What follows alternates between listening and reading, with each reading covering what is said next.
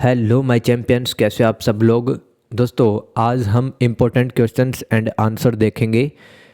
BHIC 131 ये आपकी किताब का कोड रहेगा और आपकी ये इग्नू की इम्पोर्टेंट किताब है जिसका नाम है भारत का इतिहास प्राचीनतम काल से 300 CE तक। CE का मतलब क्या होता है दोस्तों? कॉमन एरा या सामान्य युग, है ना। या 0 ईस्वी के बाद में जो टाइम चालू होता है ना, उसको CE कहते हैं, राइट।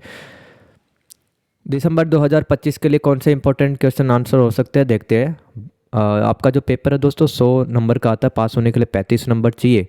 लेकिन इस वीडियो को आप 2 या 3 बार देख लेते हो, ठीक है, नोट्स ही बना लेते हो, तो बहुत अच्छे नंबर आने वाले हैं, राइट। जितने भी इंपॉर्टेंट क्वेश्चन हो सकते हैं मैंने सारे लिख दिए हैं।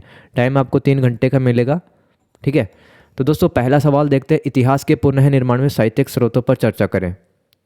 देखो, अगर मैं कहूँ कि आपको भारत का इतिहास लिखना है, हिस्ट्री लिखना है, तो आप भारत की पुरानी किताबों को देखोगे ना, जो 2000-3000 साल पुरानी लिखी गई है, उनके अंदर देखो कौन से राजा हुए थे, कहाँ पर हुए थे, इनके विजय अभियान देखो, लड़ाइयाँ देखोगे, है ना। और या फिर सिक्के वगैरह देखो, कहीं पर मंदिर पर जो लिखा हुआ है उसको देख के लिख दोगे भारत का इतिहास, तो वही है पुनर्निर्माण, उसी को कहते हैं।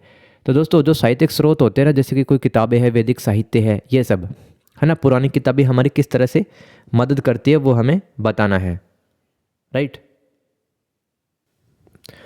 पहला है दोस्तों वैदिक साहित्य। देखो, आर्यों के द्वारा 2 ग्रंथ लिखे गए थे ना, वो वैदिक साहित्य कहलाए। तो वैदिक ग्रंथ हमें क्या बताते हैं? आर्यों के विस्तार, मतलब कहाँ कहाँ पर वो रहते थे, उनके विभिन्न जनपदों, जनपद जिनको राज्य कहते हैं, जन का मतलब लोग होता है, ठीक है, और पद का मतलब क्षेत्र। और यही जनपद दोस्तों, जो छोटे राज्य हुआ करते थे, 6वीं शताब्दी तक आते आते महाजनपद बन गए। जैसे कि आपने पढ़ा होगा काशी, अंग, है ना, मगध, ये महाजनपद थे।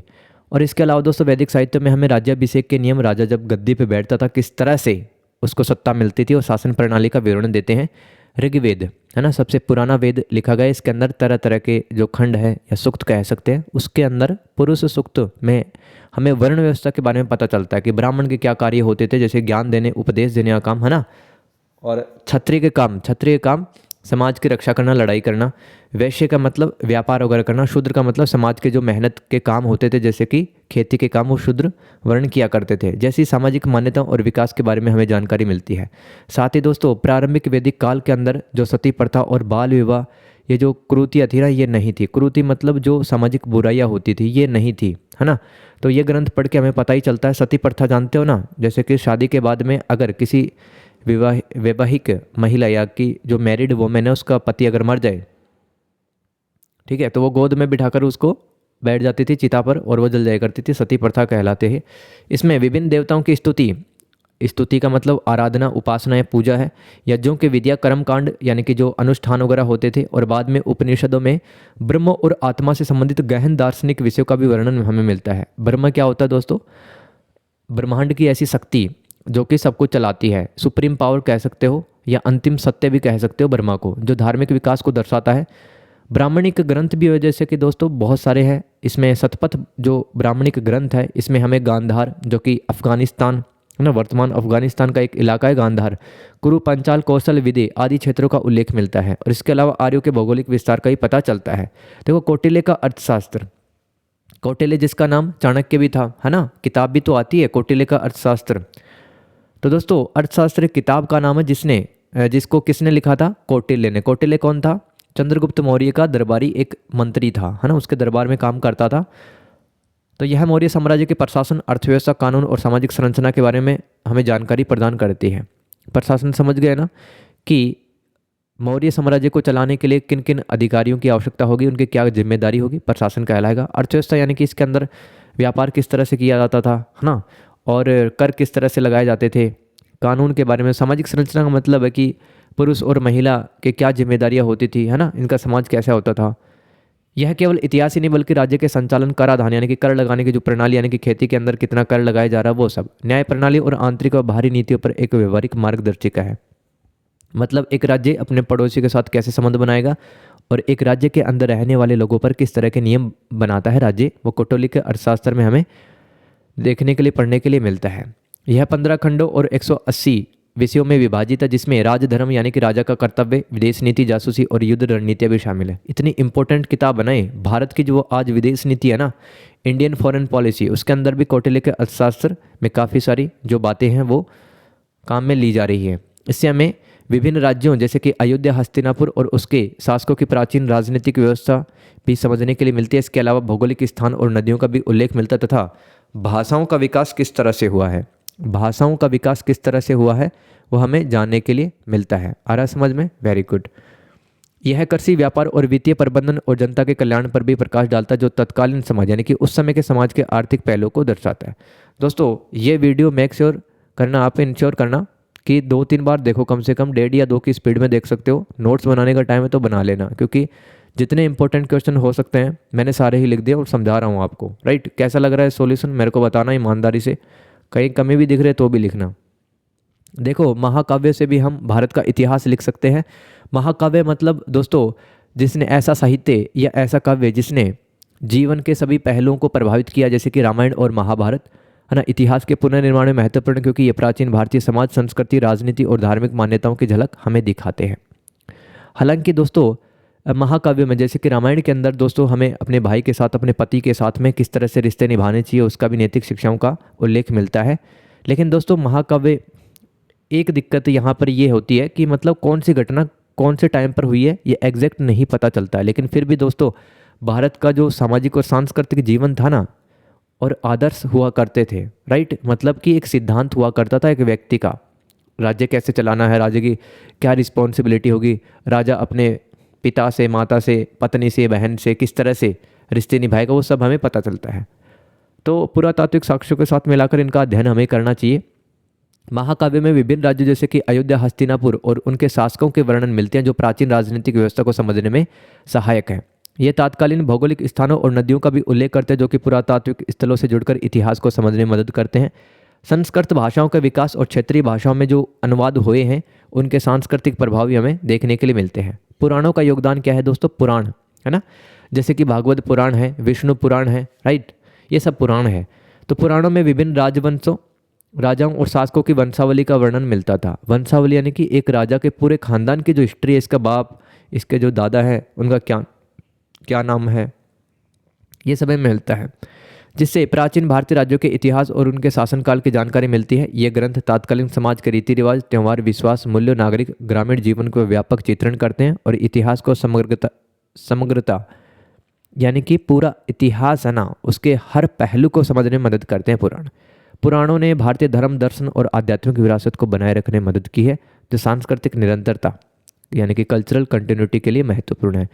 पुराण जब पढ़ेंगे ना तो हम भारत के धर्म को समझ पाएंगे, है ना, भारत के दर्शन को समझ पाएंगे, और भारत की जो आध्यात्मिकता, स्पिरिचुअलिटी है कि लोग है ना, सत्य किसे कहते हैं, मृत्यु किसे कहते हैं, भगवान किसे कहते हैं, ये सब हमें पुराणों से पता चलता है। संगम साहित्य या इसको तमिल साहित्य भी कह सकते हो दोस्तों, इंपॉर्टेंट है ये, अलग से भी 10 नंबर का सवाल आता है। संगम साहित्य है ना, प्राचीन तमिल साहित्य भी कह सकते हो। दक्षिण भारत के इतिहास, खासकर चेर, चोल और पांडे है ना, ये दक्षिण भारत के यानी कि तमिलनाडु, कर्नाटक है ना, केरल, यहाँ पर बसे हुए थे ये 3 राजवंश या डायनेस्टी, जिसका नाम था चोल, चेर और पांडे। इनका राजनीतिक, सामाजिक, सांस्कृतिक और आर्थिक जीवन समझना है ना, तो हमें संगम साहित्य समझना पड़ेगा। संगम का मतलब होता है मिलना, ठीक है। तो 300 ईसा पूर्व से लेकर 300 ईस्वी के बीच में यानी कि जो 600 साल का जो टाइम पीरियड था ना, उसके अंदर संगम साहित्य लिखा गया था। तो हमें जो दक्षिण भारत है ना, उस समाज के बारे में पता चलता है, और उस समाज के बारे में तो पता चलता ही है, साथ में शासन, युद्ध, व्यापार और जीवन शैली की भी जानकारी हमें मिलती है। यह लगभग 300 ईसा पूर्व से 300 ईस्वी के बीच का जो टाइम है वो हमें पता चलता है भाई क्या हुआ 600 सालों के अंदर दक्षिण भारत में, साउथ इंडिया में। जीवन वृत्तांत, कविताएं और नाटक। जीवन वृत्तांत क्या होता है दोस्तों? वे उस समय के आम आदमियों की भावनाओं, संघर्षों, विश्वासों और जीवन शैली को उजागर करते हैं। जैसे कि मान लो आप अपने दोस्त का जीवन वृत्तांत लिखो, है ना। वृत्तांत मतलब घटनाओं को समय के अनुसार लिखना, है ना, कि 20 साल तक ये काम किए, 30 साल तक उन्होंने ये यहाँ पर पढ़ाई लिखाई की, 40 साल तक वो उस शहर के अंदर रहे, तो ये वृत्तांत कहलाते हैं। तो एक इंसान कैसे जीवन जीता है, उसने क्या काम किया है, वो जीवन वृत्तांत कहलाते हैं। तो जीवन वृत्तांत अगर आप पढ़ोगे ना भारत के, जो पुराने जीवन वृत्तांत है, जैसे कि मुगल काल में, सल्तनत काल में जीवन वृत्तांत लिखे गए, तो हमें धार्मिक प्रथाओं, सामाजिक मानदंडों यानी कि समाज के नियमों, रीति रिवाजों और विचारधाराओं को समझने में मदद मिलती है जीवन वृत्तांतों की सहायता से। ठीक है। इसके अलावा दोस्तों उस समय पर कौन से युद्ध, अकाल, सामाजिक परिवर्तन हुए और घटनाओं का परिवार और व्यक्तियों पर क्या प्रभाव पड़ा, ये भी हमें जीवन वृत्तांत बताते हैं। आगे चलो, कविताएं। दोस्तों ये अलग से भी सवाल आया हुआ है, पता आपको। सवाल ये था, जीवन वृत्तांत, कविताएं और नाटक किस तरह से इतिहास का पुनर्निर्माण करते हैं, वो आपको बताना है। और जोड़ जोड़ के लिख के आ जाना, मैं तो आपको सिर्फ थीम बता रहा हूँ यहाँ पे, मतलब किस तरह से आपको लिखना है, राइट। नहीं तो वीडियो है काफ़ी लंबा हो जाएगा ऐसे। कविताएं शासकों और लड़ाइयों से परे जाकर आम लोगों के डर, उम्मीदों और रोजमर्रा के जीवन को हमें कविताएं बताती हैं, जो इतिहास को अधिक जीवंत बनाती है। यानी कि देखो, दो राजाओं के बीच में जब युद्ध होता था, जनता भय से ग्रसित रहती थी। जनता क्या सोचती थी, लोगों की क्या उम्मीदें राजा से रहती थी, हमें कविताओं से मिलती है ना, जानकारी मिलती है। इसके अलावा कविताएं हमें उस समाज की जो मान्यताएं थी, रीति रिवाज थे, नैतिक मूल्य हैं, वो भी हमें बताती हैं, जिससे कि हम उस टाइम की संस्कृति को कविताओं के माध्यम से समझ सकते हैं। देखो, कविताएं है ना मौखिक हुआ करती थी, जैसे कि जो महाकाव्य है ना, उसके अंदर भी लिखित, जैसे कि मौखिक भी थी और लिखित भी थी, जो कि पीढ़ी दर पीढ़ी आगे बढ़ती गई। तो जो उस समय के इतिहास को जानने के लिए कविताएं महत्वपूर्ण स्रोत हैं। ठीक है। नाटक देखो, नाटक उस समय के लोगों के रहन सहन, पहनावे, भाषा, धार्मिक अनुष्ठानों, सामाजिक मानदंडों और परिवार जीवन को दर्शाते हैं। दोस्तों आप देख रहे हो, अगर आपको कुछ भी नहीं आता ना, तो आप ये सेम टू सेम लाइन हर चीज़ में लिख सकते हो, नाटक में, कविताओं में, जीवन वृत्तांत में, कि उस समय के समाज, उस समय की शासन प्रणाली, अर्थव्यवस्था, राजनीति के बारे में हमें पता चलता है। जैसे कि कौटिल्य का जो अर्थशास्त्र है ना, वो नाटक से अलग है। ठीक है। लेकिन इसके अंदर भी काफ़ी कुछ देखने के लिए मिलता है हमें।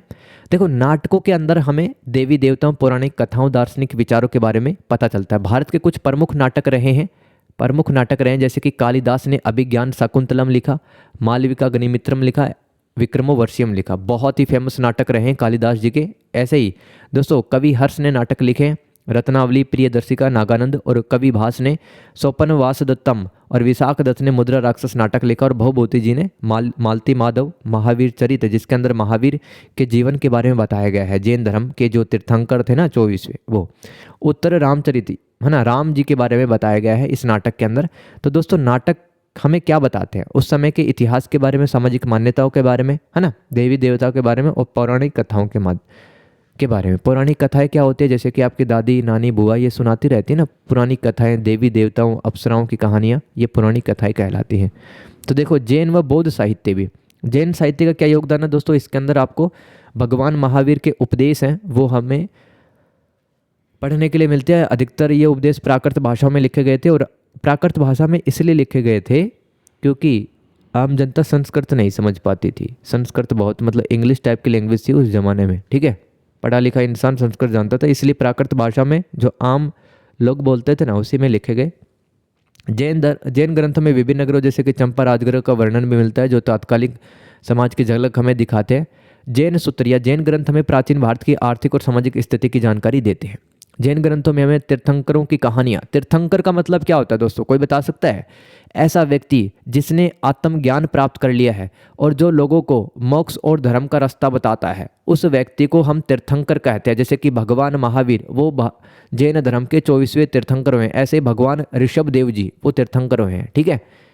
तो तीर्थंकरों की कहानियाँ जैन ग्रंथों से पढ़ने के लिए मिलती हैं। इतिहास, ब्रह्मांड विज्ञान, है ना, इस यूनिवर्स के बारे में, कॉस्मोलॉजी, समय और आचरण, है ना, किस तरह से जीवन में चलना चाहिए, है ना, नैतिकता, मठवासी नियम, यानी कि मठ के अंदर जो रहते थे ना शिष्य वगैरह, किस तरह से रहे, तत्व मीमांसा, यानी कि प्रत्येक जो तत्व उसका सूक्ष्म ज्ञान, आत्मा और वास्तविकता के बारे में जानने के लिए मिलता है। बौद्ध साहित्य का योगदान, ये तो जैन साहित्य लिख दिया मैंने, बौद्ध साहित्य का योगदान 10-10 नंबर के भी आ सकते हैं, ध्यान रखना ये।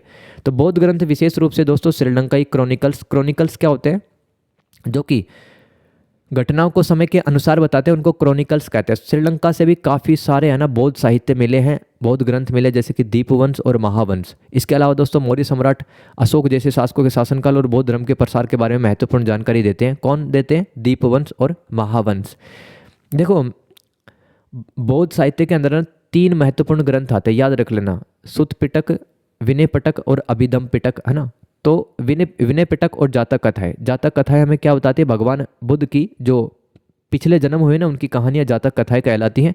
तो प्राचीन भारतीय समाज की दिन प्रतिदिन की झलकियाँ हमें देखने के लिए मिलती है, जिसमें विभिन्न व्यवसाय, सामाजिक वर्गों, व्यापार मार्गों का वर्णन हमें मिलता है।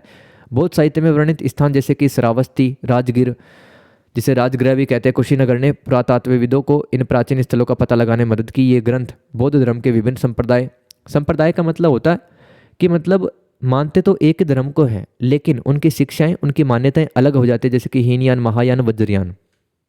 देखो, वज्रयान बौद्ध धर्म की एक तंत्र मंत्र वाली शाखा है, ठीक है, और हीनयान और महायान इनके विचार अलग होते हैं, राइट। तो इन संप्रदाय के बारे में जानने के लिए मिलता है। इसके अलावा चीनी और तिब्बती बौद्ध धर्म ग्रंथों के अनुवाद भारत और अन्य एशियाई देशों के बीच सांस्कृतिक और ऐतिहासिक संबंधों को भी दर्शाते हैं कि उस टाइम पर ही भारत के और चीन के, तिब्बत के संबंध थे। आ रहा है समझ में? वेरी गुड दोस्तों, बहुत मेहनत करके बनाया है ये मैंने, ठीक है, खुद लिखा है। इतिहास के पुनर्निर्माण में सिक्कों, शिलालेखों व स्मारकों के योगदान को बताएं। सिक्के तो आप जानते हैं ना, सिक्के पर मतलब राजा की शासनकाल के जो तिथि डेट रहती है वो लिखी रहती है, ठीक है। शिलालेख का मतलब क्या होता है, कोई बता सकता है? पत्थर या किसी भी कठोर सतह पर अगर राजा आदेश लिखवा देता था उसको शिलालेख कहते हैं। स्मारक या जैसे कि कुतुब मीनार, ताजमहल, है ना, कोणार्क मंदिर, राइट, अजंता एलोरा की गुफाएं, ये सभी स्मारक का मॉन्यूमेंट है। तो सिक्कों का योगदान, तो देखो मैंने आपको बताया था ना कि भारत का इतिहास लिखना है तो आप सिक्के देख करके भी बता सकते हैं इतिहास को। जैसे कि दोस्तों ये जो सिक्का देखो, आप सिक्का देखो, है ना, इस सिक्के के अंदर एक राजा बैठा हुआ है, इसके हाथ में एक वीणा है। वीणा जानते हो ना, जैसे गिटार होता है वैसे ही वीणा होती है ना, म्यूजिकल इंस्ट्रूमेंट है वीणा। तो इस राजा का नाम है समुद्रगुप्त, ठीक है। तो इससे हमें क्या पता चलता है कि उस टाइम के जो राजा हुआ करते थे ना, वो म्यूजिक के अंदर इंटरेस्ट रखते थे अपना। तो सिक्कों का योगदान क्या है? सिक्कों पर अंकित यानी कि लिखा हुआ शासक का नाम व चित्र उसके शासनकाल का अनुमान लगाने में हमारी मदद करते हैं, जिससे इतिहास की घटनाओं को सही समय पर रखा जा सकता है। इससे विभिन्न राजाओं जैसे कि शक, कुषाणों के अस्तित्व और उनके पूरे शासनकाल का पता चलता है ना, जिनकी जानकारी साहित्य में कम मिलती है। देखो किताबों के अंदर हर राजा का नाम नहीं मिलता है, लेकिन सिक्कों में तो मिलता ही है ना। और सिक्कों में दोस्तों सोना, चांदी, तांबे और वजन और शुद्धता के हिसाब से उस टाइम की आर्थिक स्थिति, व्यापार, वाणिज्य और धन के प्रवाह का ज्ञान होता है। यानी कि जिस राजा ने सोने के सिक्के ज़्यादा चलाए, मतलब कि उस राज्य की या उस राजा की आर्थिक स्थिति सही रही होगी, है ना। जिसने मिलावट के सिक्के चलाए तो पतन का काल चल रहा होगा भाई, है ना, इकोनॉमी उनकी ध्वस्त हो रही होगी। तो किसी क्षेत्र में पाए गए सिक्के से उस शासक की राज्य सीमाओं और प्रभाव क्षेत्र का पता चलता है। यानी कि दोस्तों मान लो किसी राजा के जो सिक्के 500 किलोमीटर तक हमें खुदाई में मिले, तो हम समझेंगे भाई 500 किलोमीटर तक इस राजा की चलती रहेगी किस टाइम पर। सिक्कों पर बने जो देवी देवताएं हैं जैसे कि शिव और लक्ष्मी, और प्रतीक जैसे कि हाथी, बैल और पेड़ से उस समय के धार्मिक विश्वासों और सांस्कृतिक जीवन की झलक मिलती है। इसके अलावा प्रशासन की भाषा कैसी रही होगी, उपाधियों का भी हमें पता चलता है कि धार्मिक विश्वास कैसे थे। सिक्के अक्सर साहित्यिक स्रोतों में वर्णित बातों की पुष्टि करते हैं, यानी कि किताबों के अंदर जो लिखा हुआ ना, अगर वो बातें सिक्कों पर मिल जाती है तो हम मान लेते हैं कि भाई सही लिखा हुआ किताबों के अंदर। रोमन और अन्य विदेशी सिक्कों की खोज से प्राचीन भारत के विदेशी व्यापारिक संबंधों की जानकारी मिलती है, जैसे कि रेशम मार्ग। जानते हो रेशम मार्ग क्या है? चीन से निकलता था एक रास्ता, ठीक है, जो कि मध्य एशिया, आपके दक्षिण एशिया, ठीक है, और दक्षिण पूर्व एशिया और यूरोप तक जाता था रेशम मार्ग, जिसको सिल्क रूट कहते हैं और जिसको चीन आज भी डेवलप कर रहा है सिल्क रूट को। तो भारत का विदेशी व्यापारिक संबंध कैसा रहा होगा वो हमें पता चलता है सिक्कों के माध्यम से। शिलालेखों का योगदान, शिलालेख को इंग्लिश में दोस्त कहते हैं इंस्क्रिप्शन। तो कोई भी पत्थर या स्टोन, धातु, है ना, मेटल, जैसे कि तांबा की प्लेट हो गई या पत्थर हो गया, जैसी कठोर सतह पर जो खुदा हुआ प्राचीन लेख या उत्कीर्णन जो होता है ना, उसको हम शिलालेख कहते हैं। इससे हमें इतिहास, है ना, इतिहास के जो आदेश, राजा के जो आदेश हुआ करते थे जनता के लिए, वो हमें पता चलता है। दान पुण्यों के बारे में पता चलता है, ठीक है। तो इतिहास को जानने के लिए शिलालेखों का योगदान काफ़ी ज़्यादा, जैसे कि अशोक के शिलालेख। देखो मैं आपको एक स्तंभ दिखा रहा हूँ ना, एक पोल है जिसके अंदर देखो ये खुदाई करके कुछ कुछ लिखा हुआ है, ठीक है ना। ये भाषा तो आप नहीं जानते, लेकिन आप ये जानते हैं कि भाई ये कठोर सतह, इस पर कुछ लिखा हुआ है, और इस पर क्या लिखा हुआ हो सकता है? राजा का आदेश, है ना, राजा की उपलब्धियाँ, राजा ने कहाँ पर लड़ाई की है, वो सब लिखा जा सकता है। तो ये उस समय के हमें प्रत्यक्ष और समकालीन जानकारी देते हैं, जबकि साहित्यिक स्रोत अक्सर धार्मिक या काव्यात्मक होते हैं। देखो शिलालेख इन पे भरोसा कर सकते हो, लेकिन दोस्तों आज से मान लो 2000 साल पहले किसी ने किताब लिख दी तो उस पर भरोसा कर सकते हो क्या? है ना, नहीं कर सकते ना इतना ज़्यादा। लेकिन ये प्रमाणिक होते हैं। कौन प्रमाणित होते हैं? शिलालेख, है ना, ये शिलालेख प्रमाणित होते हैं। जो लिख दिया वो वास्तविक रूप में हुआ होगा। तो शासकों के नाम, उनके विजय अभियान, साम्राज्य की सीमाएं, प्रशासनिक व्यवस्थाओं जैसे कर कानून का विवरण मिलता है। भूमि के सौदे, जैसे कि ये जो ज़मीन है वो किसने किसको बेची होगी, करों, व्यापार, प्राकृतिक आपदाओं के बारे में पता चलता है कि सूखा, अकाल, है ना, ये कब पड़ा होगा। समाज के विभिन्न वर्गों के बारे में जानकारी हमें मिलती है। इसके अलावा धार्मिक प्रथाओं जैसे कि देवी देवताओं, अनुष्ठान, दान, पुण्य परंपराओं का पता चलता है। शिलालेख तत्कालीन प्रचलित भाषा जैसे कि संस्कृत और प्राकृत, है ना, ये तो भाषाएं थी।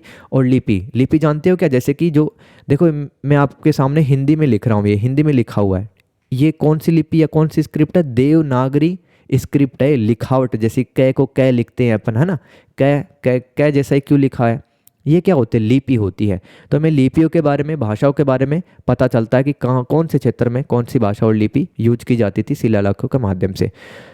और पूरा लेख शास्त्र, जो लोग पढ़ाई लिखाई करते हैं एपिग्राफी की, उनका काम यही होता है ये समझना। इन्हें मिथकों से मुक्त और तथ्यों पर आधारित माना जाता है, यानी कि झूठी घटनाएं नहीं लिखी होती। मिथक मतलब झूठी टाइप की चीज़ें, कोई कहानियाँ, कल्पना पे आधारित चीज़ें, वो मिथक कहलाती हैं। तो इनको तथ्यों पे आधारित माना जाता है क्योंकि ये पत्थर या धातु पर उत्कीर्ण या खुदे हुए होते हैं, जिनमें बदलाव मुश्किल होता है। मंदिर या सार्वजनिक स्थलों पर उत्कीर्ण शिलालेख भूमि हस्तांतरण, यानी कि किसने किसको ज़मीन शिफ्ट की होगी, जैसे कि एक पिता ने अपने भाई को, एक पिता ने अपने बेटे को दे दी। समझौते और सार्वजनिक निर्णय के रिकॉर्ड के रूप में कार्य करते थे। आगे देखो, प्राचीन भारत के प्रमुख शिलालेख देख लो, याद कर लो, वेरी वेरी इंपॉर्टेंट है। कैसा लग रहा है भाई पढ़ना, ईमानदारी से बताना। जैसे कि अशोक के शिलालेख, है ना, अशोक के शिलालेख है, इनसे हमें इसके धम्म नीति के बारे में पता चलता है। ये अलग से भी 10 नंबर का सवाल आया हुआ है, अशोक की धम्म नीति, याद है ना। जैसे कलिंग का युद्ध हुआ था ना, कलिंग का युद्ध, कलिंग उड़ीसा में एक जगह थी, वहाँ पर अशोक ने देखा कि भाई युद्ध में काफ़ी मारकाट मच गई, है ना, खून बह गया, काफ़ी सारे हाथी मारे गए, पक्षी मारे गए। तो अशोक ने दुखी होकर के, वो युद्ध तो जीत गया था, अशोक ने दुखी होकर युद्ध नीति छोड़ दी और धर्म का सहारा लिया, ठीक है, अहिंसा का सहारा लिया। और प्राणी मात्र की रक्षा के लिए उसने अपना जीवन दे दिया कि भाई मेरे राज्य के अंदर कोई भी जानवर नहीं मारेगा, ना तो धर्म के नाम पर, ना ही और किसी उद्देश्य के लिए, ठीक है, वो धम्म नीति कहलाती है। तो इसके अलावा जूनागढ़ शिलालेख, ये रुद्रदमन राजा का है, जूनागढ़ शिलालेख। चंद्रगुप्त द्वितीय के बारे में भी हमें पता चलता है, महरौली का लौह स्तंभ, ये दिल्ली के अंदर स्थित है। इसके अलावा राजा समुद्रगुप्त के बारे में हमें पता लगाना है तो इलाहाबाद स्तंभ पर जो लिखा हुआ वो पढ़ना होगा। इसके अलावा दोस्तों, सातवाहन वंश का एक राजा हुआ है गौतमी पुत्र सातकर्णी, इसके बारे में नासिक शिलालेख के बारे में पता चलता है। नासिक शिलालेख हमें बताता है गौतमी पुत्र सातकर्णी के बारे में। और पुलकेशिन द्वितीय, पुलकेशिन द्वितीय के बारे में अगर हमें जानना है तो ऐहोल शिलालेख पढ़ना पड़ेगा। और राजा खारवेल के बारे में हाथी गुम्फा अभिलेख में लिखा हुआ है। इसके अलावा स्मारकों का क्या योगदान रहा है दोस्तों, स्मारक मैंने बताया ना, जैसे कि कोई मंदिर होगा, ताजमहल होगा, कुतुब मीनार, ये सब, लाल किला, ये सब स्मारक होते हैं। तो इतिहास ये भी तो बताते हैं भाई, जिस राजा के टाइम पर काफ़ी सारे मंदिर बने होंगे तो राजा अपनी संस्कृति को आगे बढ़ाना चाह रहा होगा, अपने धर्म को आगे बढ़ाना चाह रहा होगा, और राजा की अर्थव्यवस्था भी मजबूत बन रही हो, क्योंकि मंदिर और कोई भी संरचना ऐसे तो नहीं बनती फ्री में। मंदिर, स्तूप, स्तूप क्या होते हैं, जैसे कि गोल गुंबदाकार, जैसे कि सांची का स्तूप है, उसके अंदर भगवान बुद्ध के जो अवशेष थे, जैसे कि बाल और नाखून, वो रखे जाते थे स्तूप के अंदर, है ना। कटोरा टाइप की एक संरचना हुआ करती थी, उसको स्तूप कहते हैं। मंदिर, स्तूप और महल और अन्य संरचनाएं लोगों के विश्वासों, मूल्यों, और मूल्य क्या होते हैं, जैसे कि ईमानदारी है, नैतिकता है, सच बोलना, ये मूल्य होते हैं किसी इंसान के। और दैनिक जीवन की झलक दिखाते कैसे जीते थे। ये इमारतों के निर्माण की तकनीकी, कला की गुणवत्ता, मतलब लोग किस तरह से भाई इंजीनियरिंग करते थे, है ना, कुछ भी नहीं था, मशीन नहीं थी, फिर भी लोग बना देते थे, और उस समय की इंजीनियरिंग क्षमता को दर्शाते हैं। स्मारक महत्वपूर्ण घटना और व्यक्तियों के संदर्भ प्रदान करते हैं, जिससे हमें पता चलता है कि वे कहाँ और कैसे बसे रहे होंगे। उनके विश्लेषण से व्यापारिक मार्गों और आर्थिक प्रणालियों के बारे में जानकारी मिलती है। यानी कि दोस्तों, हमें व्यापारिक रास्तों के बारे में पता चलता है और अर्थव्यवस्था के बारे में पता चलता है। मूर्तियाँ और धार्मिक स्थल धार्मिक अनुष्ठानों और मान्यता को समझने में मदद करते हैं। यानी कि किसी मंदिर में मान लो 5 देवताओं की मूर्तियाँ, मुख्य देवता कौन सा रहा है, ये सब पता चलता है। प्राचीन खंडहर जैसे कि हड़प्पा और मोहनजोदड़ो, देखो सिंधु घाटी सभ्यता के बहुत इंपॉर्टेंट स्थल हैं हड़प्पा और मोहनजोदड़ो। 2 सिटी है ये, है ना, 2 शहर है, दोनों ही पाकिस्तान के अंदर है ना, दोनों ही पाकिस्तान के अंदर है, हड़प्पा और मोहनजोदड़ो की खुदाई से हमें उस सभ्यता के बारे में पता चला जिनके बारे में कोई जानकारी नहीं थी। भारत के प्रमुख स्मारक देखो, जैसे कि ताजमहल आगरा में है, लाल किला दिल्ली में, कुतुब मीनार दिल्ली में, इंडिया गेट दिल्ली में, हवा महल जयपुर के अंदर, सूर्य मंदिर कोणार्क में, स्वर्ण मंदिर गोल्डन टेम्पल अमृतसर में है, अजंता एलोरा गुफा महाराष्ट्र में है। हो गया याद, आगे चलते हैं। भारत की क्षेत्रीय प्राकृतिक विशेषताओं को बताइए। बार बार रिपीट होता सवाल, इसलिए भी मैंने लिखा है। पहला है दोस्तों हिमालय तथा पश्चिमी सीमा प्रदेश।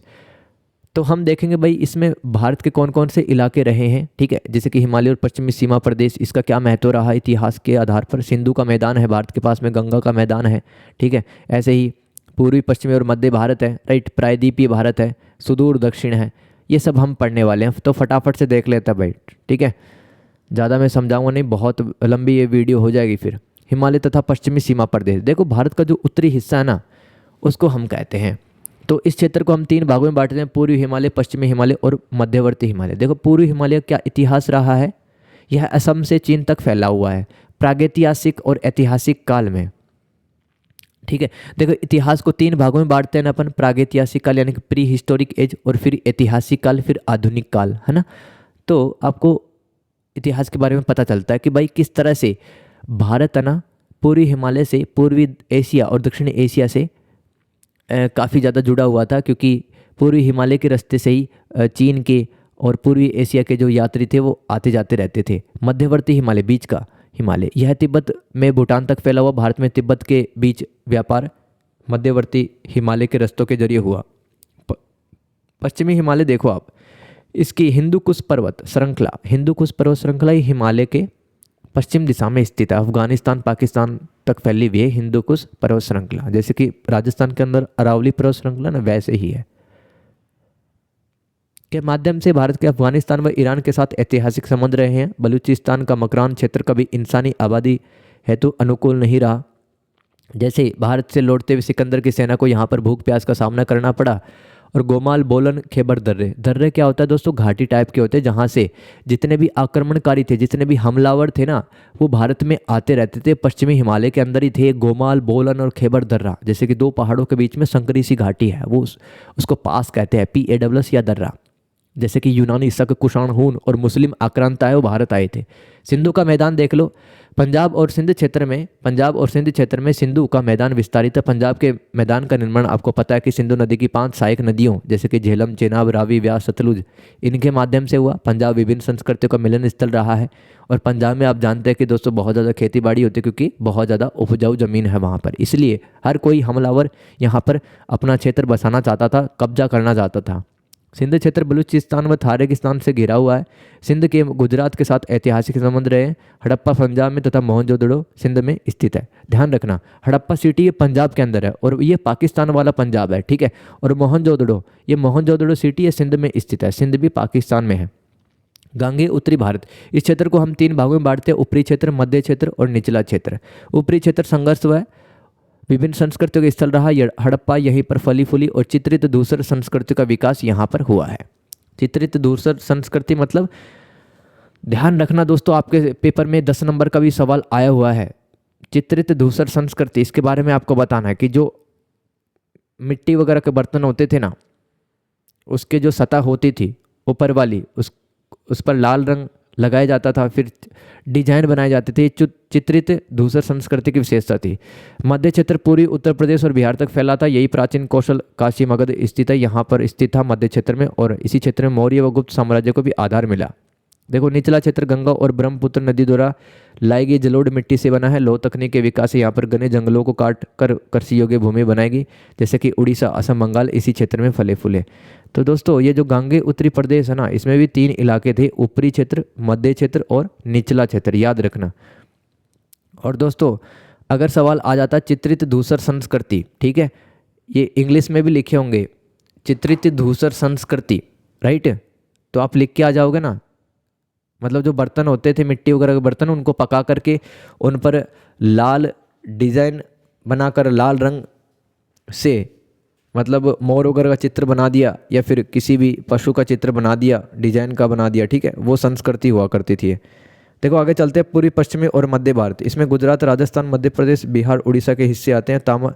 हड़प्पा व ताम्र पाषाण युग, ताम्र पाषाण का मतलब दोस्तों इस समय के लोग हैं वो तांबा और पत्थर यूज किया करते थे। कम बरसात के बावजूद भी यहाँ पर अच्छी फसल हो जाती थी। किसमें?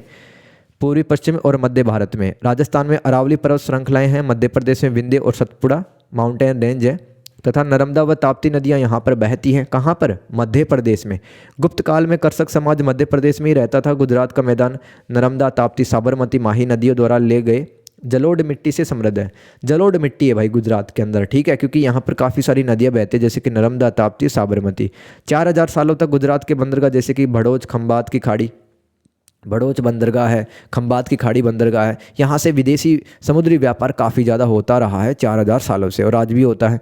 उड़ीसा समृद्ध कृषि आधार वाला उपजाऊ तटीय मैदान रहा है तथा यहाँ पर मानव के सामाजिक सांस्कृतिक विकास का केंद्र रहा है। दोस्तों, प्रायद्वीपीय भारत कहाँ पर है? प्रायद्वीपीय भारत कृष्णा नदी, देखो यह उत्तर भारतीय मैदान के दक्षिण में स्थित है, ठीक है। जो गांगे मैदान था ना, गंगा का मैदान था, उसके अगर दक्षिणी दिशा में देखेंगे तो आपको प्रायद्वीपीय भारत नजर आएगा, जो कि एक विशाल त्रिकोणीय आकार का है, ठीक है, त्रिकोणीय आकार का है, जो पश्चिम में अरब सागर, पूर्व में बंगाल की खाड़ी और दक्षिण में हिंद महासागर से गिरा है। यहाँ अरावली, विंध्य, सतपुड़ा और नीलगिरी पर्वत श्रृंखलाएं और दक्कन का पठारा कहाँ पर? प्रायद्वीपीय भारत में। वेरी वेरी इंपॉर्टेंट है दोस्तों, ये सवाल 20 नंबर का आता है। नवपाषाण युग के लोगों ने इसी क्षेत्र में पशुचारण को अपनाया था। देखो, पाषाण काल के भी तो 3 टाइप होते हैं, पूरा पाषाण काल, नवपाषाण काल, है ना, सॉरी नवपाषाण के पाषाण काल के 3 टाइप होते हैं। पाषाण काल जिसमें इंसान है मुख्यतः पत्थरों के औजार, टूल्स वगैरह, हथियार बनाता था, जैसे कि पूरा पाषाण काल है। उसके बाद मध्य पाषाण काल, फिर नवपाषाण, है ना। नवपाषाण काल के जो लोग थे वो लोग प्रायद्वीपीय भारत में अपने जानवरों को चराते थे, और ताम्र पाषाण युग में भी यहाँ पर कृषि की जाती थी। सुदूर दक्षिण, इसमें तमिलनाडु, केरल के क्षेत्र आते हैं। यहाँ पर नीलगिरी व कार्डमम की पहाड़ियाँ हैं, है ना, मसाले वगैरह होते रहे यहाँ पर। तो पल्लव और चोल काल से यहाँ पर ज्वार, चावल, दलहन व तिलहन की खेती की जाती रही। यहाँ पर ईसाई धर्म और इस्लाम धर्म का प्रभाव नहीं हुआ, बहुत कम हुआ है। इस क्षेत्र की अपनी भौगोलिक, भाषाई, सांस्कृतिक विशेषता, यानी कि यहाँ के लोग अलग भाषा, इनकी अलग संस्कृति है। संगम युग जो कि हम उसका समय मानते हैं 300 ईसा पूर्व से 300 ईस्वी के बीच में तमिल कवियों ने यहीं पर तमिल साहित्य की रचना की थी। क्वेश्चन नंबर 4, पूरा पाषाण काल के औजार, जीवन निर्वाह पैटर्न तथा सामाजिक संगठन पे चर्चा करें। दोस्तों, मैंने आपको बताया था पाषाण काल को 3 टाइप में बांट देते हैं। पहला है पूरा पाषाण काल, फिर मध्य पाषाण, फिर नवपाषाण। आपको पूरा पाषाण काल के जो औजार हैं, जैसे कि ये जो इंसान है ना, ये पूरा पाषाण काल का है। जानवर का जो शिकार करने के लिए, और उसका, है ना, जो मरा हुआ शरीर था उसको कुरेचने के लिए, हड्डियाँ निकालने के लिए, मांस निकालने के लिए तरह तरह के औजार हैं, वो आप देख सकते हो, ये इस्तेमाल में लाता था। तो पूरा पाषाण काल है वो 26 लाख ईसा पूर्व से 10,000 ईसा पूर्व के बीच में रहा है। आगे चलते हैं। हाथ की कुल्हाड़ी, भाई औजारों के बारे में बता दो सबसे पहले। और जीवन निर्वाह पैटर्न, इसका मतलब होता है जीवन किस तरह से जीते थे। और सामाजिक संगठन पे चर्चा करनी है। 3 सवाल हो गए इसी सवाल में, ठीक है। आगे चलते हैं भाई, औजार या इनके हथियार देख लेते हैं। हाथ की कुल्हाड़ी खोदने और काटने, छीलने के लिए काम में ली जाती थी। क्लीवर्स, चौड़ी धार वाले भारी औजार होते थे। चॉपर्स, तेज धार वाले सरल उपकरण जिनका उपयोग काटने व खुरचने के लिए किया जाता था। फ्लेक्स, पत्थर के तीखे टुकड़े जिनका उपयोग काटने व खुरचने में किया जाता है। तरह तरह के दोस्तों ये औजार हैं, देख सकते हैं। कुछ चौड़ी धार वाले भी, कुछ नुकीले हैं, है ना, उन्हीं के नाम है ये। स्क्रेपर्स, ये कौन सा औजार हथियार होता था? घुमावदार किनारे वाला उपकरण होता था खाल साफ करने के लिए। पॉइंट्स, भाले जैसे हथियार होता था। चाकू, काटने के लिए नुकीले ब्लेड जैसा होता था। बुरिन्स, बुरिन्स क्या होता था दोस्तों? हड्डी और सींग पर इनको अगर कोई डिजाइन बनानी, नक्काशी बनानी तो छेनी जैसा होता था बुरिन्स। हार्पुन क्या होता था? मछली पकड़ने के लिए दोस्तों कांटों वाले भाले जैसा ये हथियार हुआ करता था हार्पुन। जीवन निर्वाह के तरीके, दोस्तों किस तरह से अपना जीवन जीते थे मैंने लिखा है। देखो, पूरा पाषाण काल के लोग हैं, अनेक जानवरों का शिकार करते थे, जैसे कि बाइसन, हिरण जैसा ही होता है ये, और जंगली सुअर और हिरण। इन्होंने खाद्य फल, है ना, खाद्य फल जैसे कि सेब है, अमरूद है, ये सब मेवे, नट्स। नट्स क्या होते हैं? जैसे कि ड्राई फ्रूट्स वगैरह, ठीक है। बीज और जड़ें एकत्र की वे अन्य शिकारियों द्वारा छोड़े गए सब हैं, मतलब किसी अन्य शिकारी ने अगर कोई जानवर मार दिया है, वो वहाँ से चला गया तो वहाँ से भी वो खाना प्राप्त करते थे, मांस प्राप्त करते थे। जल स्रोतों के निकट लोग मछली पकड़ा करते थे। ये लोग छोटे छोटे खाना बदोश समूह में रहा करते थे तथा भोजन और संसाधनों की तलाश में घूमते रहते थे। वे शिकार करने, संग्रहण करने तथा अन्य कार्यों के लिए पत्थर, हड्डी और लकड़ी के बने औजारों का प्रयोग करते थे। वे प्राय गुफाओं और साधारण झोपड़ियों में रहते थे। वे पूरी तरह से पर्यावरण पर निर्भर होते थे। इनका सामाजिक संगठन देखो, ये खाना बदोश समुदाय थे, यानी कि खाने के लिए इधर उधर घूमते रहते थे। इनके समूह छोटे होते थे, जिससे कुशल संसाधन प्रबंधन, यानी कि संसाधनों का उचित तरीके से बंटवारा होता था और घनिष्ठ सामाजिक संपर्क संभव हो पाता था, यानी कि मिलजुल कर ये रहा करते थे। इन्हें अनुभव, कौशल के आधार पर सम्मान और नेतृत्व मिलता था, यानी कि किसी व्यक्ति ने अगर कोई बड़ा जानवर मार दिया है, ठीक है, कोई साहसी है या अपने परिवार की रक्षा कर रहा है, तो उसको सम्मान मिलता था। महिला और पुरुष दोनों शिकार संग्रहण व औजार बनाने की गतिविधि में हिस्सा लेते थे। कुछ पुरातात्विक स्रोतों जैसे कि मात्र स्रोत मिले हमें या कुछ खोजें हुई हैं, जैसे उनमें क्या मिला है हमें, मातर देवी की मूर्ति मिली है, शत्रुमुर्ग के खोल से बनी मालाएं मिली है जो इनकी धार्मिक विश्वासों और प्रथाओं के विकास का संकेत हमें देती है। लिख के आ जाओगे। क्वेश्चन नंबर 5 दोस्तों आ सकता है, हड़प्पा संस्कृति के ह्रास के कारण बताएं। हड़प्पा संस्कृति के ह्रास के कारण, बाढ़ और भूकंप। हड़प्पा संस्कृति क्यों खत्म हो गई, क्यों लोग खत्म हो गए? कुछ लोग बताते हैं बाढ़ और भूकंप आए। तो भू आकृति विज्ञान के अनुसार, है ना, ये जियोग्राफी का ही एक छोटा सब्जेक्ट है या ब्रांच है, भू आकृतिक विज्ञान।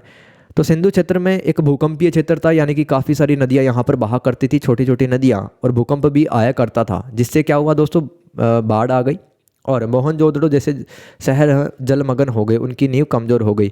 भूकंप और अन्य भूगर्भीय हलचलों के कारण, यानी कि धरती की जो आंतरिक सतहें प्लेटें हैं उनमें हलचल के कारण सिंधु नदी और अन्य जल स्रोतों का मार्ग बदल गया, जिससे कुछ क्षेत्र सूख गए और कृषि पर निर्भरता खत्म हो गई और लोग पलायन करने लग गए। भूगर्भ शास्त्री साहनी और अन्य विद्वानों का मानना था कि सिंधु सभ्यता के विनाश का एक बड़ा कारण जल पलावन।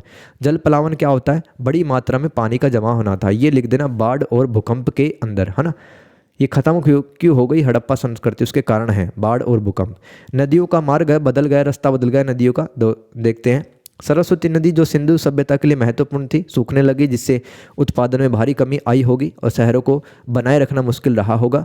मानसून के पैटर्न में बदलाव, यानी कि बरसात के मौसम में बरसात नहीं आई, है ना, सर्दियों के मौसम में बरसात आ गई। और नदियों के कम प्रवाह ने सिंचाई और जल उपलब्धता को प्रभावित किया, जिससे कि हड़प्पा वासियों को अपना जगह छोड़ के जाना पड़ा। उसको पलायन कहते हैं। टेक्टोनिक हलचल, यानी कि जो भूकंप आते हैं, धरती की आंतरिक सतह में हलचल होती है, उसके कारण भी नदियों के रास्ते बदल गए, वे सूख गई, जिससे कि जल संसाधन प्रभावित हुए। सतलुज नदी ने एक समय अपना रास्ता बदल लिया, जिससे उसकी पुरानी घाटी में मौसमी मानसून नदियां बहने लगी, जो सिंधु बस्तियों के लिए जल स्रोत का काम करती थी, लेकिन स्थायी नदी का लाभ नहीं मिलता था। सतलुज नदी ने अपना रास्ता मोड़ लिया दोस्तों। तीसरा है शुष्कतम में वृद्धि और घग्गर नदी का सूख जाना। काफ़ी ज़्यादा सूखा अकाल पड़ा। लगभग 4350 साल पहले मानसून पैटर्न में बदलाव हुआ, जिससे उत्तर पश्चिमी हिमालय में बारिश कम हुई। सूखे के कारण सिंधु और उसकी सहायक नदियाँ, खासकर घग्गर और हकरा नदी सूख गई, जो सभ्यता का जीवन आधार हुआ करती थी। पानी की कमी से गेहूं और जौ जैसी फसलें प्रभावित हुई। किसानों को बाजरा जैसी सूखा सहनशील फसलें उगानी पड़ी। देखो, बाजरा एक ऐसी फसल होती है जिसको कम पानी दोगे तभी भी वो लग जाएगी, लेकिन लगातार सूखे की वजह से बाजरा है वो भी क्या करेगा, वो भी खराब हो गया, बाजरे की फसल खराब हो गई। पानी और भोजन की कमी से व्यापार बाधित हुआ, है ना, व्यापार नहीं हो पाया और शहरों पर दबाव बढ़ा। शहरों में रहने वाले लोग हैं वो भागने लगे, इधर उधर बसने लगे और सभ्यता का विघटन हुआ। यह कोई अचानक हुई घटना नहीं थी, बल्कि कई सदियों, लगभग 900 साल तक चले सूखे और पर्यावरणीय परिवर्तनों का परिणाम था, जिससे सभ्यता धीरे धीरे कमजोर हो गई। अंततः कई छोटे छोटे समुदाय बढ़ गई। कुछ लोग बताते हैं कि भाई बहुत ज़्यादा यहाँ पर आक्रमण किया होगा, बहुत खतरनाक तरीके से आर्य लोगों ने। कई विद्वान मानते हैं कि आर्यों ने सिंधु घाटी सभ्यता के लोगों पर बार बार हमला किया, जिसकी वजह से यह सभ्यता विलुप्त हो गई। लेकिन दोस्तों, पुरातात्विक जो खोजें हुई हैं उनके अनुसार मतलब कोई भी ऐसा प्रूफ नहीं मिला है, तो इस वजह से यह सिद्धांत खारिज हो चुका है। इसको कोई नहीं मानता कि आर्यों का आक्रमण है वो सिंधु घाटी सभ्यता के लोगों पे हुआ हो, लेकिन फिर भी हम लिखते हैं। क्वेश्चन नंबर 6, हड़प्पा सभ्यता के प्रमुख भौतिक विशेषताओं को बताइए। दोस्तों, हड़प्पा संस्कृति जानते ना क्या है, इसका नाम क्या है? इसका नाम है सिंधु घाटी सभ्यता। तो फिर इसको हड़प्पा सभ्यता क्यों कहते हैं? क्योंकि सिंधु घाटी सभ्यता में अलग अलग जो शहर मिले दोस्तों, उसमें सबसे पहले शहर की जो खुदाई हुई थी वो हड़प्पा ही था, है ना। और हड़प्पा ये पाकिस्तान के पंजाब में स्थित था, तो इसलिए हड़प्पा सभ्यता भी कहते हैं। इंडस वैली सिविलाइजेशन जो भारत की एक कांस्य युगीन शहरी सभ्यता थी, यानी कि दोस्तों यहाँ के जो लोग थे ना वो कांसा का इस्तेमाल करते थे। कांसा क्या होता है जानते हो ना, ब्रोंज, ठीक है, जो तांबे और टीन को मिला करके बनाया जाता है, जो लगभग 3300 से 1300 ईसा पूर्व में विकसित हुई। ये भारत और पाकिस्तान के उत्तरी पश्चिमी क्षेत्रों में सिंधु नदी और उसकी सहायक नदियों के किनारे फैली थी, जो अपने उन्नत नगरीय नियोजन, यानी कि यहाँ के लोगों को पता है कि हमें घर कहाँ बनाना है, सड़कें कहाँ पर बनानी है, और दोस्तों नालियाँ भी बना रखी थी इन लोगों ने पानी को निकालने के लिए, और व्यापार के लिए प्रसिद्ध है। इसकी खोज 1921 में जो दयाराम साहनी थे ना, उन्होंने हड़प्पा शहर की खुदाई शुरू करवाई थी। दोस्तों ये आप देख सकते हैं, ये एक विशाल स्नानागार है, ठीक है, इसमें पानी वगैरह भरा होता था। ये सिंधु घाटी सभ्यता में ये सब मिला है, देखो आप, है ना। प्रमुख विशेषताएं देखो, नगर नियोजन, टाउन प्लानिंग, शहरों को एक सटीक ग्रिड के रूप में बसाया गया था। ग्रिड क्या होता है दोस्तों, अगर आप मान लो ड्रोन से देखोगे उस सिटी को, तो आपको जो सड़कें हैं वो समकोण पर काटती हुई नजर आएंगी, ठीक है। जिस तरह से शहर में जो मकान बने होते हैं ना आयताकार टाइप में, ठीक है, वैसे ही सटीक ग्रिड इसे कहते हैं भाई, ग्रिड के रूप में बसाया गया था। शहरों को आमतौर पर पश्चिमी भाग में ऊंचे गढ़, दोस्तों शहर में क्या होता था, एक पश्चिमी भाग होता था जहां पर प्रशासनिक और धार्मिक अधिकारी रहा करते थे, और शहर के पूर्वी हिस्से में यानी कि जो ईस्ट डायरेक्शन में जो घर होते थे वहां पर आम लोगों के घर बने होते थे। इमारतों में एक समान पकी हुई ईंटों का प्रयोग किया जाता था, 1:2:4 यानी कि इन ईंटों की लंबाई चौड़ाई और ऊंचाई 1:2:4 में रही होगी। प्रत्येक घर से जुड़ी हुई ढकी हुई नालियाँ थी दोस्तों, एक नेटवर्क बना हुआ था नालियों का, मतलब इन लोगों को साफ सफाई के बारे में पता था भाई। सैनिटेशन हाइजीन रखा करते, जिसमें सोखने वाले गड्ढे होते थे जो उच्च स्वच्छता मानकों को दर्शाता है। शहरों को अक्सर दीवारों से घेरा जाता था जिसमें प्रवेश द्वार होते थे। बाढ़ और आक्रमणकारियों से सुरक्षा प्रदान करते थे ये प्रवेश द्वार। इसमें कुएं, कुंड और बड़े सार्वजनिक जलाशय, जैसे कि गुजरात के अंदर धोलावीरा नाम की एक सिटी मिली है, सिंधु घाटी सभ्यता का एक शहर है ना, उसके अंदर मिले भाई कुएं, कुंड और बड़े सार्वजनिक जलाशय, तालाब मिले हैं। इसमें अन्न भंडार, जैसे कि हड़प्पा सभ्यता में मतलब सूखे के टाइम पर लोगों को अनाज वगैरह मिलता रहे। सभा भवन और मोहनजोदारो का विशाल स्नानागार जैसी संरचनाएं शामिल थी। घर अक्सर बहुमंजिला हुआ करते, जिसमें निजी आंगन, स्नानघर और कभी कभी कुएं भी होते थे। मिट्टी के बर्तन देखो, ज़्यादातर बर्तन हैं वो मतलब चाक पे बनाए जाते थे, हालांकि कुछ हाथ से भी बने होते थे। अच्छी तरह से इनको पकाया जाता था, पॉलिश किया जाता था। काले रंग की आकृतियाँ लाल सतह पे बनी होती थी। लाल, काले और हरे रंगों से जो जियोमेट्रिकल डिज़ाइन थे, वो फूल पत्तियों के जो डिज़ाइन थे वो सिंधु घाटी सभ्यता के लोग बनाते रहते थे। देखो पीपल के पत्ते, मछली के सल्क, वृत्त यानी कि सर्कल और मोर और ज्यामितीय डिज़ाइन के बनाए जाते थे इन बर्तनों पर, चित्र वगैरह। देखो ये जो मिट्टी के बर्तन, इनका प्रयोग है वो घर में कटोरे के रूप में, घड़े के रूप में, है ना, भंडारण जार, पीने के बर्तनों के रूप में होता था। इसके अलावा मिट्टी के जो बर्तन है वो डेड बॉडी के साथ दफनाते भी थे, है ना। और कुछ मतलब शराब छानने के लिए भी बर्तन बने होते थे, सौंदर्य प्रसाधन के लिए भी बर्तन बनाते थे। कुम्हारों को मिट्टी के चयन, नियंत्रित ताप और रंग चढ़ाने की गहरी समझ हुआ करती थी। उस टाइम के जो उच्च गुणवत्ता वाले उत्पाद बनाते थे। बर्तनों की एक रूपता सभ्यता में नियंत्रण और सामूहिक उत्पादन का संकेत देती है। विलासिता, बर्तनों से सामाजिक स्तरीकरण का पता चलता है, यानी कि कुछ लोगों के पास में बहुत तगड़े क्वालिटी वाले बर्तन मिले, यानी कि उनके पास में पैसा रहा होगा, चलती रही होगी समाज में। मृतकों के साथ बर्तनों का दफनाना बाद के जीवन में विश्वास को दर्शाता है, यानी कि मरने के बाद में भी एक ऐसी ज़िंदगी होती है, वो हमें सिंधु घाटी की सभ्यता के लोग हैं वो, उनकी सोच हमें ऐसी बताती है। औजार और उपकरण देख लो भाई, हड़प्पा सभ्यता के औजार और उपकरण मुख्य रूप से तांबा और कांसा से बने होते थे, जिसमें कुल्हाड़ी, छेनी, चाकू, भाले, तीर और मछली पकड़ने के कांटे शामिल थे। जबकि कृषि के लिए पत्थर के औजार जैसे कि हल के फाल और हड्डी के औजार जैसे कि सुआ भी इस्तेमाल होते थे। जो कृषि शिल्प का मतलब जैसे कि क्राफ्ट करना, किसी चीज़ को क्राफ्ट करना, बनाना, और दैनिक जीवन के काम में मदद करते थे। कालीबंगन और सुरतगोई जैसे स्थलों से प्रारंभिक हड़प्पा काल के हल मिले हैं, ठीक है। देखो कला और शिल्प, देखो कुछ कला शिल्प में मोहरें आती हैं, मूर्तियाँ आती हैं, है ना, मिट्टी के बर्तन आते हैं और आभूषण आते हैं, ठीक है। तो ये सब हम पढ़ेंगे इसके अंदर। कला और शिल्प में मोहरें, तो मोहरें वर्गाकार होती थी और स्टीटाइट एक मतलब एक प्रकार का धातु समझ सकते हो, उससे बने मोहरें होती थी जिसपे जानवरों के चित्र और अस्पष्ट लिपि चित्रित होती थी, जिनका उपयोग व्यापार और पहचान के लिए किया जाता था। मोहरों का उपयोग। मूर्तियां देख लो भाई, ये मूर्ति आपको दिख रही है इस इंसान की, ठीक है।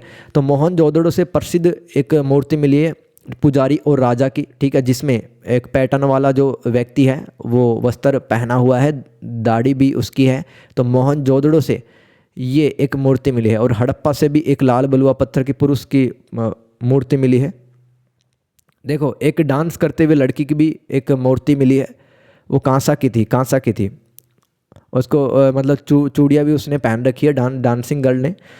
टेराकोटा, देखो टेराकोटा की भी काफ़ी सारी मूर्तियाँ मिली हैं, जिसमें मातर देवियाँ, जानवरों की जो मूर्तियाँ वो भी मिली हैं। खिलौनों के मॉडल भी शामिल हैं, जो कि सावधानीपूर्वक की गई मूर्ति कला को प्रदर्शित करते हैं। तो दोस्तों जो मूर्तियाँ थी ना, ये मूर्तियाँ पत्थर की भी मिली हैं, जैसे कि मोहनजोदड़ो और हड़प्पा से, है ना, मिली हैं।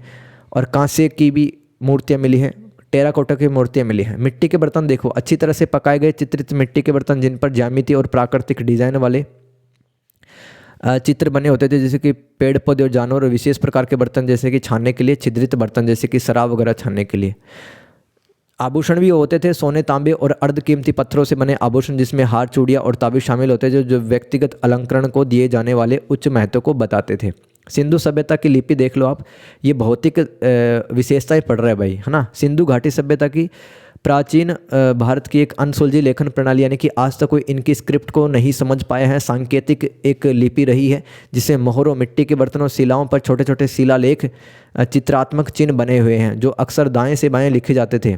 इसे शब्द और ध्वनि चिन्हों का संयोजन करने वाली एक शब्दाक्षरी लिपि माना जाता है, जैसे कि मतलब कि जो भी वो मुंह से ध्वनि निकालते थे उनको लिख देते थे वो संकेतों के माध्यम से, और लिपि को कोई भी नहीं पढ़ पाया है, अस्पष्ट लिपि रही है सिंधु सभ्यता की लिपि। जीवन यापन का स्वरूप कैसे जीवन देते थे? सिंधु घाटी सभ्यता के लोगों का जीवन व्यवस्थित, स्वच्छ और समृद्ध था, जो कृषि, पशुपालन और उत्तम नगर नियोजन पर आधारित है, जिसमें शांति प्रिय समाज, मात्र सत्तात्मक व्यवस्था, मनोरंजन जैसे कि नृत्य, शिकार, जुआ का भी प्रचलन था। वे कला और व्यापार निपुण थे, सूती वस्त्र पहनते थे तथा आभूषणों का प्रयोग करते थे।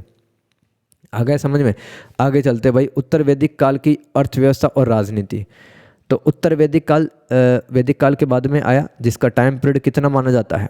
1000 ईसा पूर्व से लेकर 600 ईसा पूर्व के बीच में। इनकी अर्थव्यवस्था देखो आप, ये उपजाऊ क्षेत्रों में,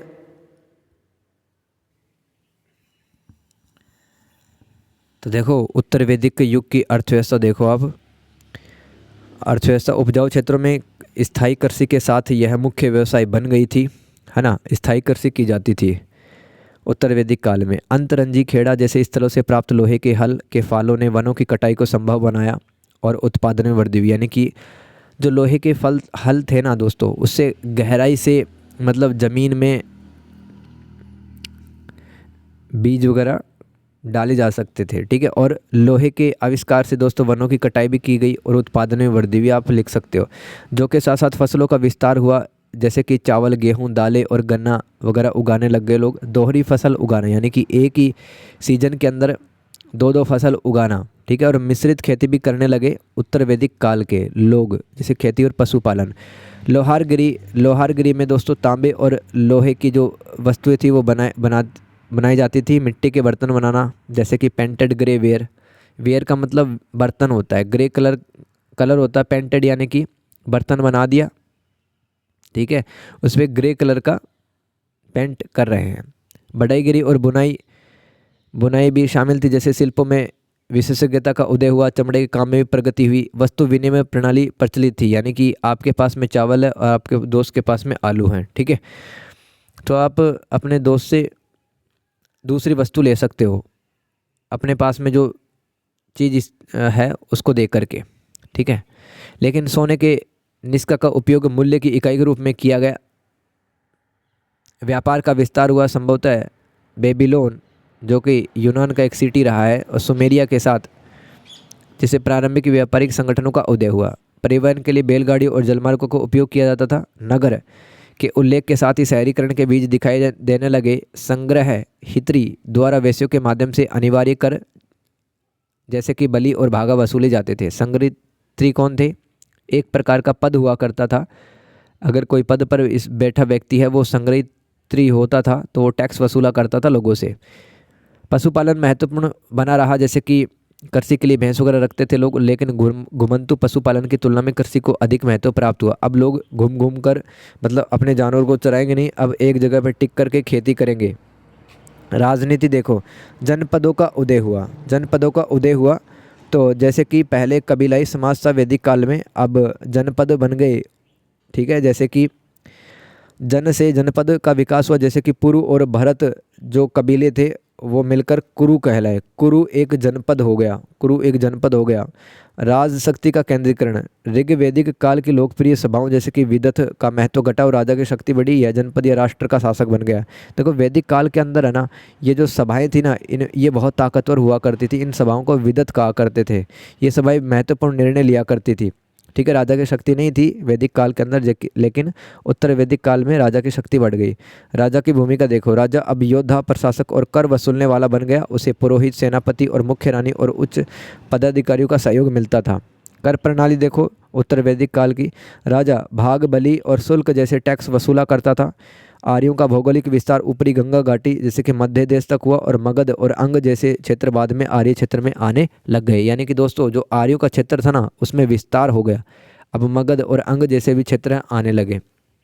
समाज देखो उत्तर वैदिक काल का समाज, वर्ण व्यवस्था देखो, यह वंशानुगत और कठोर हो गई थी। यानी कि ब्राह्मण का बेटा ब्राह्मण कहलाएगा, ठीक है, जिसमें ब्राह्मण और क्षत्रिय वैश्य पर शीर्ष पर यानी कि टॉप पर सबसे ज़्यादा किसको रिस्पेक्ट मिलता था, ब्राह्मण और क्षत्रियों को, और फिर वैश्यों को और बाद में शूद्रों को महत्व मिला करता था। और शूद्रों को दोस्तों शिक्षा से वंचित रखा जाता था। उत्तर वैदिक काल में महिलाओं की स्थिति अच्छी नहीं थी, गिरावट आई। उन्होंने उन्होंने उन्हें सार्वजनिक सभाओं, समितियों और शिक्षा के अधिकार उन्होंने खो दिए और बाल विवाह आम हो गया था उत्तर वैदिक काल में। यानी कि सभाओं में, समितियों में, है ना, प्रवेश की अनुमति नहीं होती थी। महिलाओं की स्थिति घट गई। उपजातीय व्यवसाय के आधार पर उभरी, जिससे पारंपरिक चार वर्णों में जटिलता बढ़ गई। यानी कि ब्राह्मणों के अंदर, क्षत्रिय के अंदर, वैश्यों के अंदर भी मतलब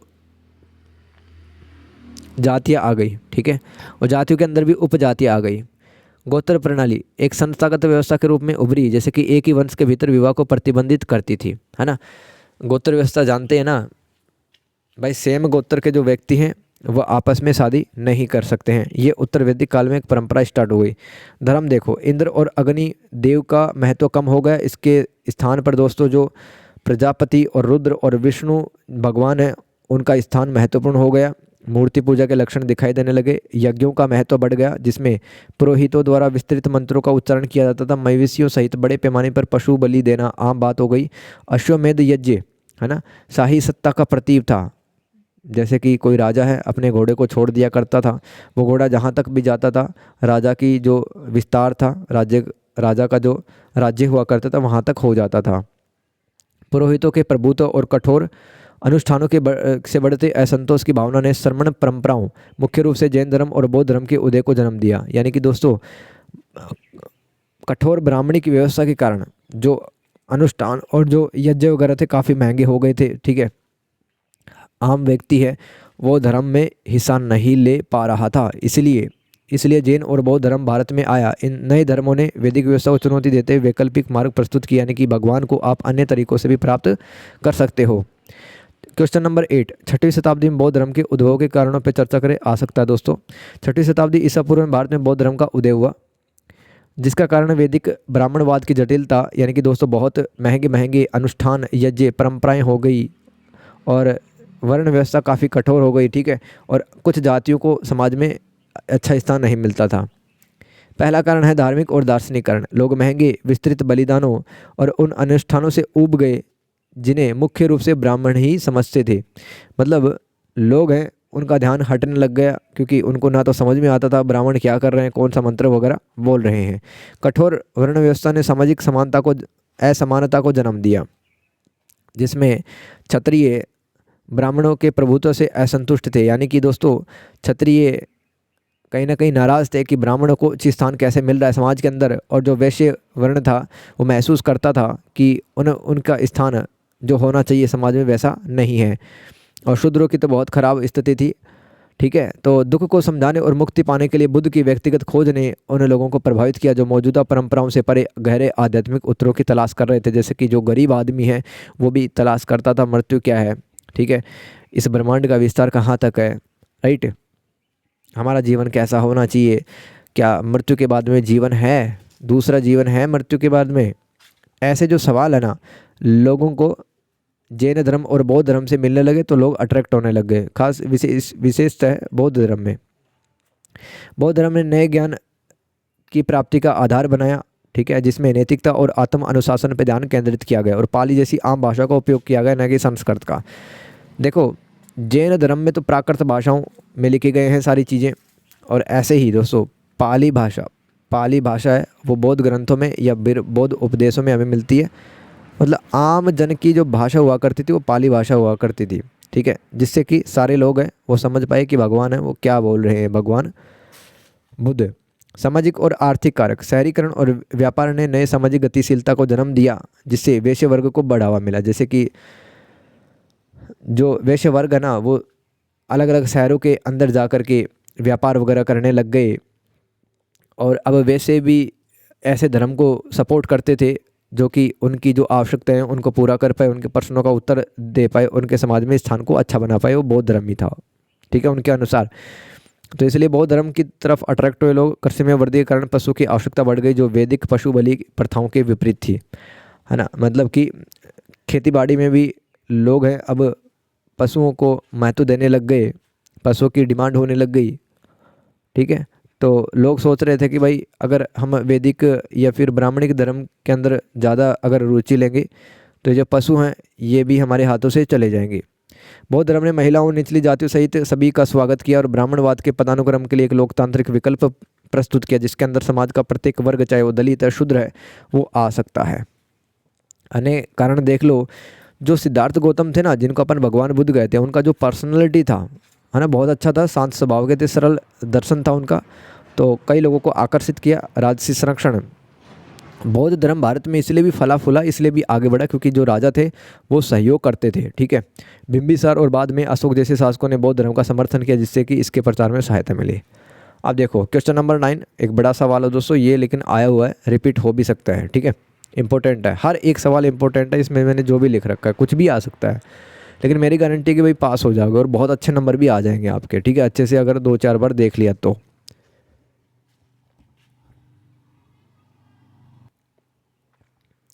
देखो पहले जनपद हुआ करते थे। सवाल ये भी आ चुका है दोस्तों कि महाजनपद का पारिभाषिक अर्थ बताइए, और प्रमुख 16 महाजनपदों के बारे में बताना है। तो देखो मैंने क्या बताया दोस्तों, वैदिक काल में दोस्तों जनपद हुआ करते थे, जनपद, ठीक है, जन का मतलब लोग और पद का मतलब क्षेत्र, तो यही जनपद महाजनपद बन गए आगे। राजा की बहुत ज़्यादा शक्ति हो गई, राजा टैक्स वसूलने लगा अनेक अधिकारियों के माध्यम से, है ना। तो भारतीय इतिहास में महाजनपद 6वीं शताब्दी ईसा पूर्व के बड़े और शक्तिशाली राज्य गणराज्य थे। जो जनपद छोटे राज्यों से विकसित हुए थे, इनकी संख्या 16 थी। एक एक करके पढ़ लेते हैं फटाफट से। काशी महाजनपद, इसकी राजधानी आधुनिक वाराणसी यानी कि बनारस, काशी महाजनपद की राजधानी बनारस थी। किस लिए जाना जाता था? वस्त्रों के लिए, और गंगा के पास में स्थित है ये काशी, है ना, जिसको अपन बनारस वगैरह भी कहते हैं, बनारस, है ना। इसका कौशल साम्राज्य से युद्ध होता रहता था। कौशल साम्राज्य से युद्ध किसका होता था? काशी महाजनपद का। लेकिन अंत में दोस्तों मगध महाजनपद, जो कि सबसे तगड़ा महाजनपद था, उसके अंदर मिल गए, जो मौर्यों जैसे बड़े साम्राज्यों के उदय से पहले एक महत्वपूर्ण प्रारंभिक शक्ति के रूप में चिन्हित करता है। मगध महाजनपद दोस्तों मौर्य साम्राज्य से पहले एक शक्तिशाली महाजनपद हुआ करता था, जिसने अनेक महाजनपदों को जीता, जैसे कि काशी महाजनपद को भी हराया है मगध ने और अपने मिला लिए। फिर कौशल महाजनपद, यह महाजनपद अवध क्षेत्र जो कि यूपी में पड़ता है वहाँ पर स्थित था। किसी ज़माने में एक शक्तिशाली प्राचीन भारतीय राज्य था, जो ईसा पूर्व 6वीं और 5वीं शताब्दी के दौरान 16 प्रमुख राज्यों में से था। मतलब 16 महाजनपदों में से एक था कौशल, और इसकी राजधानी अयोध्या और श्रावस्ती थी, और राजा प्रसेनजीत यहाँ के राजा रहे हैं, और मगध के अंदर ये भी मिल गया कौशल। अंग देखो, अंग महाजनपद, यह प्राचीन भारत का एक शक्तिशाली राज्य था। यह वर्तमान पूर्वी बिहार और पश्चिम बंगाल और झारखंड के कुछ हिस्सों में स्थित था, जिसकी राजधानी चंपा थी। चंपा दोस्तों आधुनिक भागलपुर के पास में थी, है ना, चंपा। यह महाकाव्य साहित्य विशेष रूप से महाभारत में प्रसिद्ध है, जहाँ कर्ण को इसका राजा बना गया और बाद में इसे मगध साम्राज्य में मिला लिया गया था। तो अंग महाजनपद, ठीक है, ये भी समझ लिया। मगध महाजनपद दोस्तों बहुत ही तगड़ा, सबसे पावरफुल जो महाजनपद था मौर्य साम्राज्य से पहले, जिसका नाम चलता था भारत में, वो मगध महाजनपद था।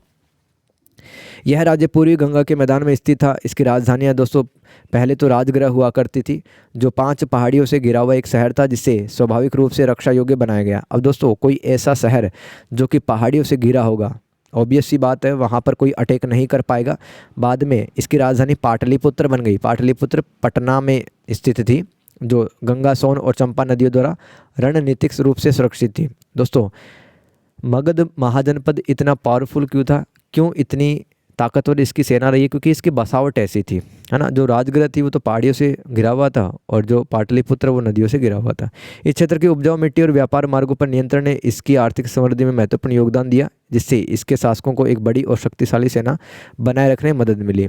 अब देखो, मगध महाजनपद में अनेक राजवंशों ने शासन किया, जैसे कि हर्यक वंश, शिशुनाग वंश और नंद वंश, जिसका पतन करके, है ना, मौर्य साम्राज्य बना था। फिर वज्जी महाजनपद, इसकी स्थिति लोकेशन देखो, आधुनिक बिहार, इसकी राजधानी वैशाली रही है। वज्जी अपनी विशिष्ट लोकतांत्रिक शासन प्रणाली के लिए जाना जाता था, जिसमें एक वंशानुगत राजा के बजाय निर्वाचित प्रतिनिधियों की एक परिषद द्वारा शासन किया जाता था। वज्जी महाजनपद में दोस्तों एक राजा शासन नहीं करता था, काफ़ी सारे राजा मिलकर के शासन किया करते थे, और मगध राज्य ने इसको भी जीत लिया। फिर वज्जी को मल्ल देखो, इसकी लोकेशन देखो कहाँ पर स्थित है, आधुनिक पूरी उत्तर प्रदेश में, जहाँ पर आज के टाइम पर जो कुशीनगर और देवरिया गोरखपुर जिले हैं ना, वहाँ पर कभी मल्ल महाजनपद रहा था, है ना। ये एक कुलीन गणराज्य था, गणसंघ के द्वारा चलता था, यानी कि 200 राज्य के अंदर जिनकी सामाजिक आर्थिक स्थिति अच्छी थी वो चलाते थे। इसकी दो राजधानियाँ थी मल्ल महाजनपद की, एक तो कुशीनारा और पावा। दोस्तों आप जानते हैं कुशीनारा में भगवान बुद्ध का डेथ या निधन हुआ था, और ये पावा किस लिए फेमस है, अंतिम भोजन उन्होंने कहाँ पर लिया था, कहाँ पर ग्रहण किया था, पावा में, ठीक है, पावा में। तो कुश्ती मजबूत सामाजिक नियम थे, जीवंत कला के लिए फेमस था, और महाभारत, बौद्ध और जैन ग्रंथों में मल्ल महाजनपद का उल्लेख मिलता है। जो भी जानते हो वो लिख दो आप। चेदी महाजनपद, इसकी लोकेशन बुंदेलखंड क्षेत्र में थी। बुंदेलखंड दोस्तों एमपी और यूपी में मिलाकर के आता है। राजधानी इसकी सुक्तिमाती और महाभारत में इसका प्रमुख स्थान है चेदी महाजनपद का। वत्स महाजनपद, इसकी लोकेशन आधुनिक प्रयागराज, है ना, जिसको इलाहाबादी बोलते हैं अपन। इसकी राजधानी कौशाम्बी रही थी। यहाँ पर देखो, एक तो राजा उदयना का नाम आता है, जिन्होंने अंत में बौद्ध धर्म को अपना लिया, और एक रानी मरगवती दोस्तों एक महिला थी, लेकिन फिर भी एक शासिका के रूप में कार्य करती रही। ये राजा उदयना की ही वाइफ थी, रानी मरगवती। ये दो हैं वो खास शख्सियत, वो फेमस थे। कुरु महाजनपद एक शक्तिशाली प्राचीन भारतीय साम्राज्य था, जो वैदिक काल का केंद्र था। आधुनिक हरियाणा और दिल्ली में स्थित था कुरु महाजनपद। इसकी राजधानियाँ जैसे कि इंद्रप्रस्थ और हस्तिनापुर और आसंडीवत कहाँ पर है, जहाँ पर आज का करनाल है, हरियाणा के अंदर करनाल, वहाँ पर आसंडीवत, ठीक है, एक जगह है जहाँ पर कुरु की राजधानी रही है आसंडीवत। यह साम्राज्य अपनी शक्ति के रूप में सुदृढ़ीकरण, सांस्कृतिक महत्व, कुरुक्षेत्र और महाभारत की पृष्ठभूमि के रूप में प्रसिद्ध हुआ। यानी कि महाभारत की जो लड़ाई है वो कुरु महाजनपद में ही लड़ी गई है। पांचाल, इसकी लोकेशन देखो, उत्तर प्रदेश और उत्तराखंड। राजधानी इसकी एक अहिछत्र, यानी कि उत्तरी पंचाल क्षेत्र की राजधानी अहिछत्र थी, और दक्षिणी पंचाल की राजधानी काम्पेली सिटी थी। पांचाल महाजनपद को क्यों याद करते हैं लोग, वेदों और महाभारत में वर्णित एक शक्तिशाली राज्य रहा, जो कि अपने सांस्कृतिक और राजनीतिक प्रभाव के लिए जाना जाता रहा है। इसका आगे देखो, मत्स्य महाजनपद ये राजस्थान में स्थित था कभी, है ना, किसी ज़माने में। अगर देखेंगे कहाँ पर था, जयपुर, अलवर और भरतपुर के पास में। इसकी राजधानी विराटनगर थी, और विराटनगर दोस्तों मौर्यकालीन बौद्ध अवशेषों वाला एक महत्वपूर्ण स्थल है, ठीक है। मौर्य काल के बहुत सारे अवशेष है वो यहाँ पे मिलते हैं, जिसमें अशोक के शिलालेख और स्तूप शामिल है। इसका महत्व देखो, वैदिक काल में एक प्रमुख शक्ति होने के बावजूद यह मगध साम्राज्य में मिल गया, और अशोक जैसे शासकों को हमेशा अट्रैक्ट करता रहा। मत्स्य महाजनपद, सूरसेन महाजनपद मथुरा में स्थित था, प्रमुख व्यापारिक मार्गों पर स्थित था, यानी कि यहाँ से काफ़ी ज़्यादा व्यापार होता था, काफ़ी रास्ते गुजरते थे यहाँ से। इसकी राजधानी मथुरा रही है। यहाँ पर यादव वंश और वर्षणी वंश ने शासन किया है। अशक महाजनपद, इसका क्षेत्र दक्कन रहा, दक्षिण भारत में। और दोस्तों अगर आज के टाइम पर बात करें कहाँ पर स्थित है अशक महाजनपद, तेलंगाना, महाराष्ट्र और आंध्र प्रदेश में। इसकी राजधानी पोटाना, जिसको बौद्धन भी कहते हैं, वो रही है। आगे देखो 14वें नंबर पे अवंती, इसकी लोकेशन मालवा एमपी रही है। दोस्तों ये वीडियो है ना, आप 2-3 पार्ट में देख लेना, कि मतलब आधे घंटे की देख ली, फिर आधे घंटे की देख ली, है ना, ऐसे कर करके, नहीं तो एक साथ ये देखने में थोड़ा सा डिफ़िकल्ट लग सकता है आपको। लेकिन दोस्तों मैं कह रहा हूँ कि इस वीडियो को 2-3 बार देख लोगे तो निश्चित रूप से समझना कि निकल जाएगा ये पेपर, बीच में नहीं रुकेगा ये। देख रहे हो मैंने लगभग सब कुछ लिख ही दिया है इसके अंदर, बचा ही क्या है फिर। अवंती की राजधानी अवंती महाजनपद ये मालवा नाम का स्थान है मध्य प्रदेश के अंदर, वहाँ पर स्थित था। इसकी 2 राजधानी थी, एक तो उज्जैन थी, एक महिष्मती थी। उज्जैन हम क्यों जानते हैं, एक तो ये महाकाल जो भगवान शिव हैं वहाँ उनके लिए फेमस है, जो त्रिलिंग है उज्जैन में, तो व्यापार केंद्र भी रहा है यहाँ। और महिष्मती ये नर्मदा नदी पर एक दक्षिणी राजधानी रही है इसकी। महत्व, अवंती का महत्व क्या रहा एक प्रमुख शक्ति के रूप में। मगध और कौशल जैसे अन्य बड़े राज्यों के तुलना में अगर बात करें तो अवंती भी महाजनपद किसी से कम नहीं था। उज्जैन में अगर बात करें तो विज्ञान, साहित्य, खगोल विज्ञान का एक महत्वपूर्ण केंद्र रहा है। जंतर मंत्र, जहाँ पर दोस्तों जो प्लेनेट है, ठीक है, जो समय है, जो आसमान की गतिविधियाँ हैं, उनके बारे में हमें देखने के लिए मिलता है। जैसे कि जयपुर में है ना जंतर मंत्र, वैसे ही उज्जैन के अंदर भी जंतर मंत्र है, जहाँ पर विभिन्न ग्रहों की चाल गति देखी जाती है। ज्योतिर्लिंग स्थित है गांधार, इसकी स्थिति काबुल अफगानिस्तान में, पेशावर और रावलपिंडी में स्थित है। पेशावर और रावलपिंडी ये पाकिस्तान के इलाके हैं। राजधानी देखो इसकी गांधार की तक्षशिला थी, और तक्षशिला आप जानते हैं दोस्तों, यहाँ पर एक बहुत बड़ी कॉलेज हुआ करती थी, है ना। अनेक देशों से यहाँ पर जो बच्चा लोग है वो पढ़ा करते थे। इतिहास देखो इसका गांधार का। ऋग्वेद और अवेस्ता एक ग्रंथ है दोस्तों, धर्म ग्रंथ है अवेस्ता। बताना मुझे कमेंट करके अवेस्ता कौन से धर्म का एक ग्रंथ है। चंद्रगुप्त मौर्य और अशोक के शासनकाल में यह मौर्य साम्राज्य का हिस्सा बन गया था। अशोक द्वारा भेजे गए धर्म प्रचारकों के साथ यह बौद्ध धर्म का एक प्रमुख केंद्र था, ठीक है। ये मर्डर की जगह केंद्र लिख लेना इसको। कुषाण साम्राज्य के दौरान यह पर चरम पर था, और अपनी अनूठी जो बौद्ध कला है, ठीक है, जिसको अपन हिंद यूनानी कला भी है, वो यहाँ पर मिलती है। आगे चलते हैं। कंबोज आधुनिक अफगानिस्तान, तजाकिस्तान, पाकिस्तान और भारत का कश्मीर इसमें शामिल था। कंबोज अपने युद्ध कौशल और घुड़सवारी के लिए जाना जाता था। वे अन्य राज्यों के साथ व्यापार करा करते थे। इसकी राजधानी राजपुरा थी, जो कि काबुल घाटी में थी। क्वेश्चन नंबर 10, सिकंदर के भारत पर आक्रमण के बारे में वर्णन करें। भारत पर इसका क्या प्रभाव पड़ा। देखो सिकंदर, जिसको अलेक्जेंडर भी कहते हैं, अलेक्जेंडर मैं बताता हूँ अच्छे से। 2 पार्ट हैं इस सवाल के अंदर, ये आ चुका है 2 बार तो आ चुका है, इस बार भी आ सकता है। तो देखो सिकंदर, जिसको अलेक्जेंडर भी कहते हैं, प्राचीन यूनान के ओलंपस पर्वत के उत्तरी क्षेत्र में रहा करता था, है ना। देखो प्राचीन यूनान मतलब कि आज का जो आप ग्रीस देश देखोगे उसी को प्राचीन यूनान कहते थे, है ना। प्राचीन यूनान के ओलंपस पर्वत के उत्तरी क्षेत्र, जिसको अपन मैसिडोनिया भी कहते हैं, उत्तरी क्षेत्र को, वहाँ पर रहा करता था। और यहाँ के लोग बर्बर थे, है ना, मतलब मार काट फैलाते रहते थे, मारते रहते थे लोगों को। सिकंदर मैसिडोनिया के शासक फिलिप द्वितीय का बेटा था, ठीक है। मैसिडोनिया का एक राजा रहा है फिलिप सेकंड, उसका बेटा था सिकंदर। और अपने पिता की तरह सिकंदर भी विजय अभियान करना चाहता था, अतः उसकी भारत पर आक्रमण करने की इच्छा बढ़ी। 327 ईसा पूर्व में वह हिंदू कुश पर्वत को पार करके सिंधु नदी के मैदान की ओर बढ़ा। हिंदू कुश पर्वत मैंने आपको बताया था ना, हिमालय है ना, हिमालय पर्वत उसके पश्चिम दिशा में है, जिसका विस्तार अफगानिस्तान और पाकिस्तान तक है, हिंदू कुश पर्वत का। तो हिंदू कुश पर्वत को पार किया, सिंधु नदी के मैदान की ओर बढ़ा, और उसने स्वात क्षेत्र पे कब्जा कर लिया। भारत का उत्तर पश्चिमी क्षेत्र, जहाँ पर छोटे छोटे गणराज्य थे, छोटे छोटे राजा थे, उनको हराना आसान था। 326 ईसा पूर्व में यह तक्षशिला पहुँच गया। झेलम व चेनाब नदी के क्षेत्र में एक पोरस नाम का शक्तिशाली राजा रहा करता था। इतिहास में दोस्तों सिकंदर की और राजा पोरस की जो कहानी है काफ़ी फेमस रहती है। सिकंदर ने सिंधु नदी को पार किया और पोरस को हराने के लिए तक्षशिला के राजकुमार आम्बी से मिला, और आम्बी ने कहा कि भाई हम मिलकर के हराएंगे, लेकिन संयुक्त मोर्चा नहीं बना पाए, मतलब सेना मिल नहीं पाई इनकी, कोई बात हो गई थी राजकुमार आम्बी और सिकंदर की। तो ये सिकंदर खुद ही आगे चला, झेलम नदी की ओर आगे बढ़ा, वो पोरस की सेना से भिड़ गया। पोरस ने भी अत्यंत बहादुरी से लड़ा। पोरस राजा है, घायल होकर भी लड़ता रहा। जीत सिकंदर की हुई, लेकिन सिकंदर पोरस के कौशल, जो स्किल्स था, जो सैन्य नीति रही थी इसकी, काफ़ी ज़्यादा प्रभावित था। इसकी पर्सनैलिटी से भी सिकंदर खुश हुआ, और सिकंदर ने जीता हुआ क्षेत्र पोरस को दे दिया। दोनों के अंदर सहयोग का संबंध बन गया। सिकंदर ने जीत के उपलक्ष्य में नेसिया और ब्यूसेफला, ठीक है, नेसिया और वह नहीं है, वह है ये, ठीक है, नेसिया और ब्यूसेफला नामक 2 शहरों की स्थापना की। सिकंदर ने रावी और चेनाब नदी के छोटे छोटे गणराज्यों को हरा दिया, साथ ही पंजाब के अनेक राजाओं के किलों को तहस नहस कर दिया। सिकंदर नंद वंश के राजा के साथ लड़ना चाहता था, लेकिन उसकी सेना ने लड़ने से मना कर दिया। अब देखो सिकंदर की जो सेना थी ना, मतलब भारत में 3 साल से विजय अभियान कर रही थी, राइट। तो सिकंदर की सेना इतनी थक गई, सिकंदर का कहना ही मानने से मना कर दिया, और सिकंदर वापस लौटने लगा। और उसका जो अंतिम अभियान माना जाता है भारतीय उपमहाद्वीप में, वो मालव व शूद्रक गणराज्य के साथ में हुआ। उनको हरा दिया था सिकंदर ने। तो तो ये अंतिम अभियान था। 324 ईसा पूर्व में वह यूनान वापस लौट आया और 323 ईस्वी पूर्व में उसकी मृत्यु हो गई थी बेबीलोन शहर के अंदर।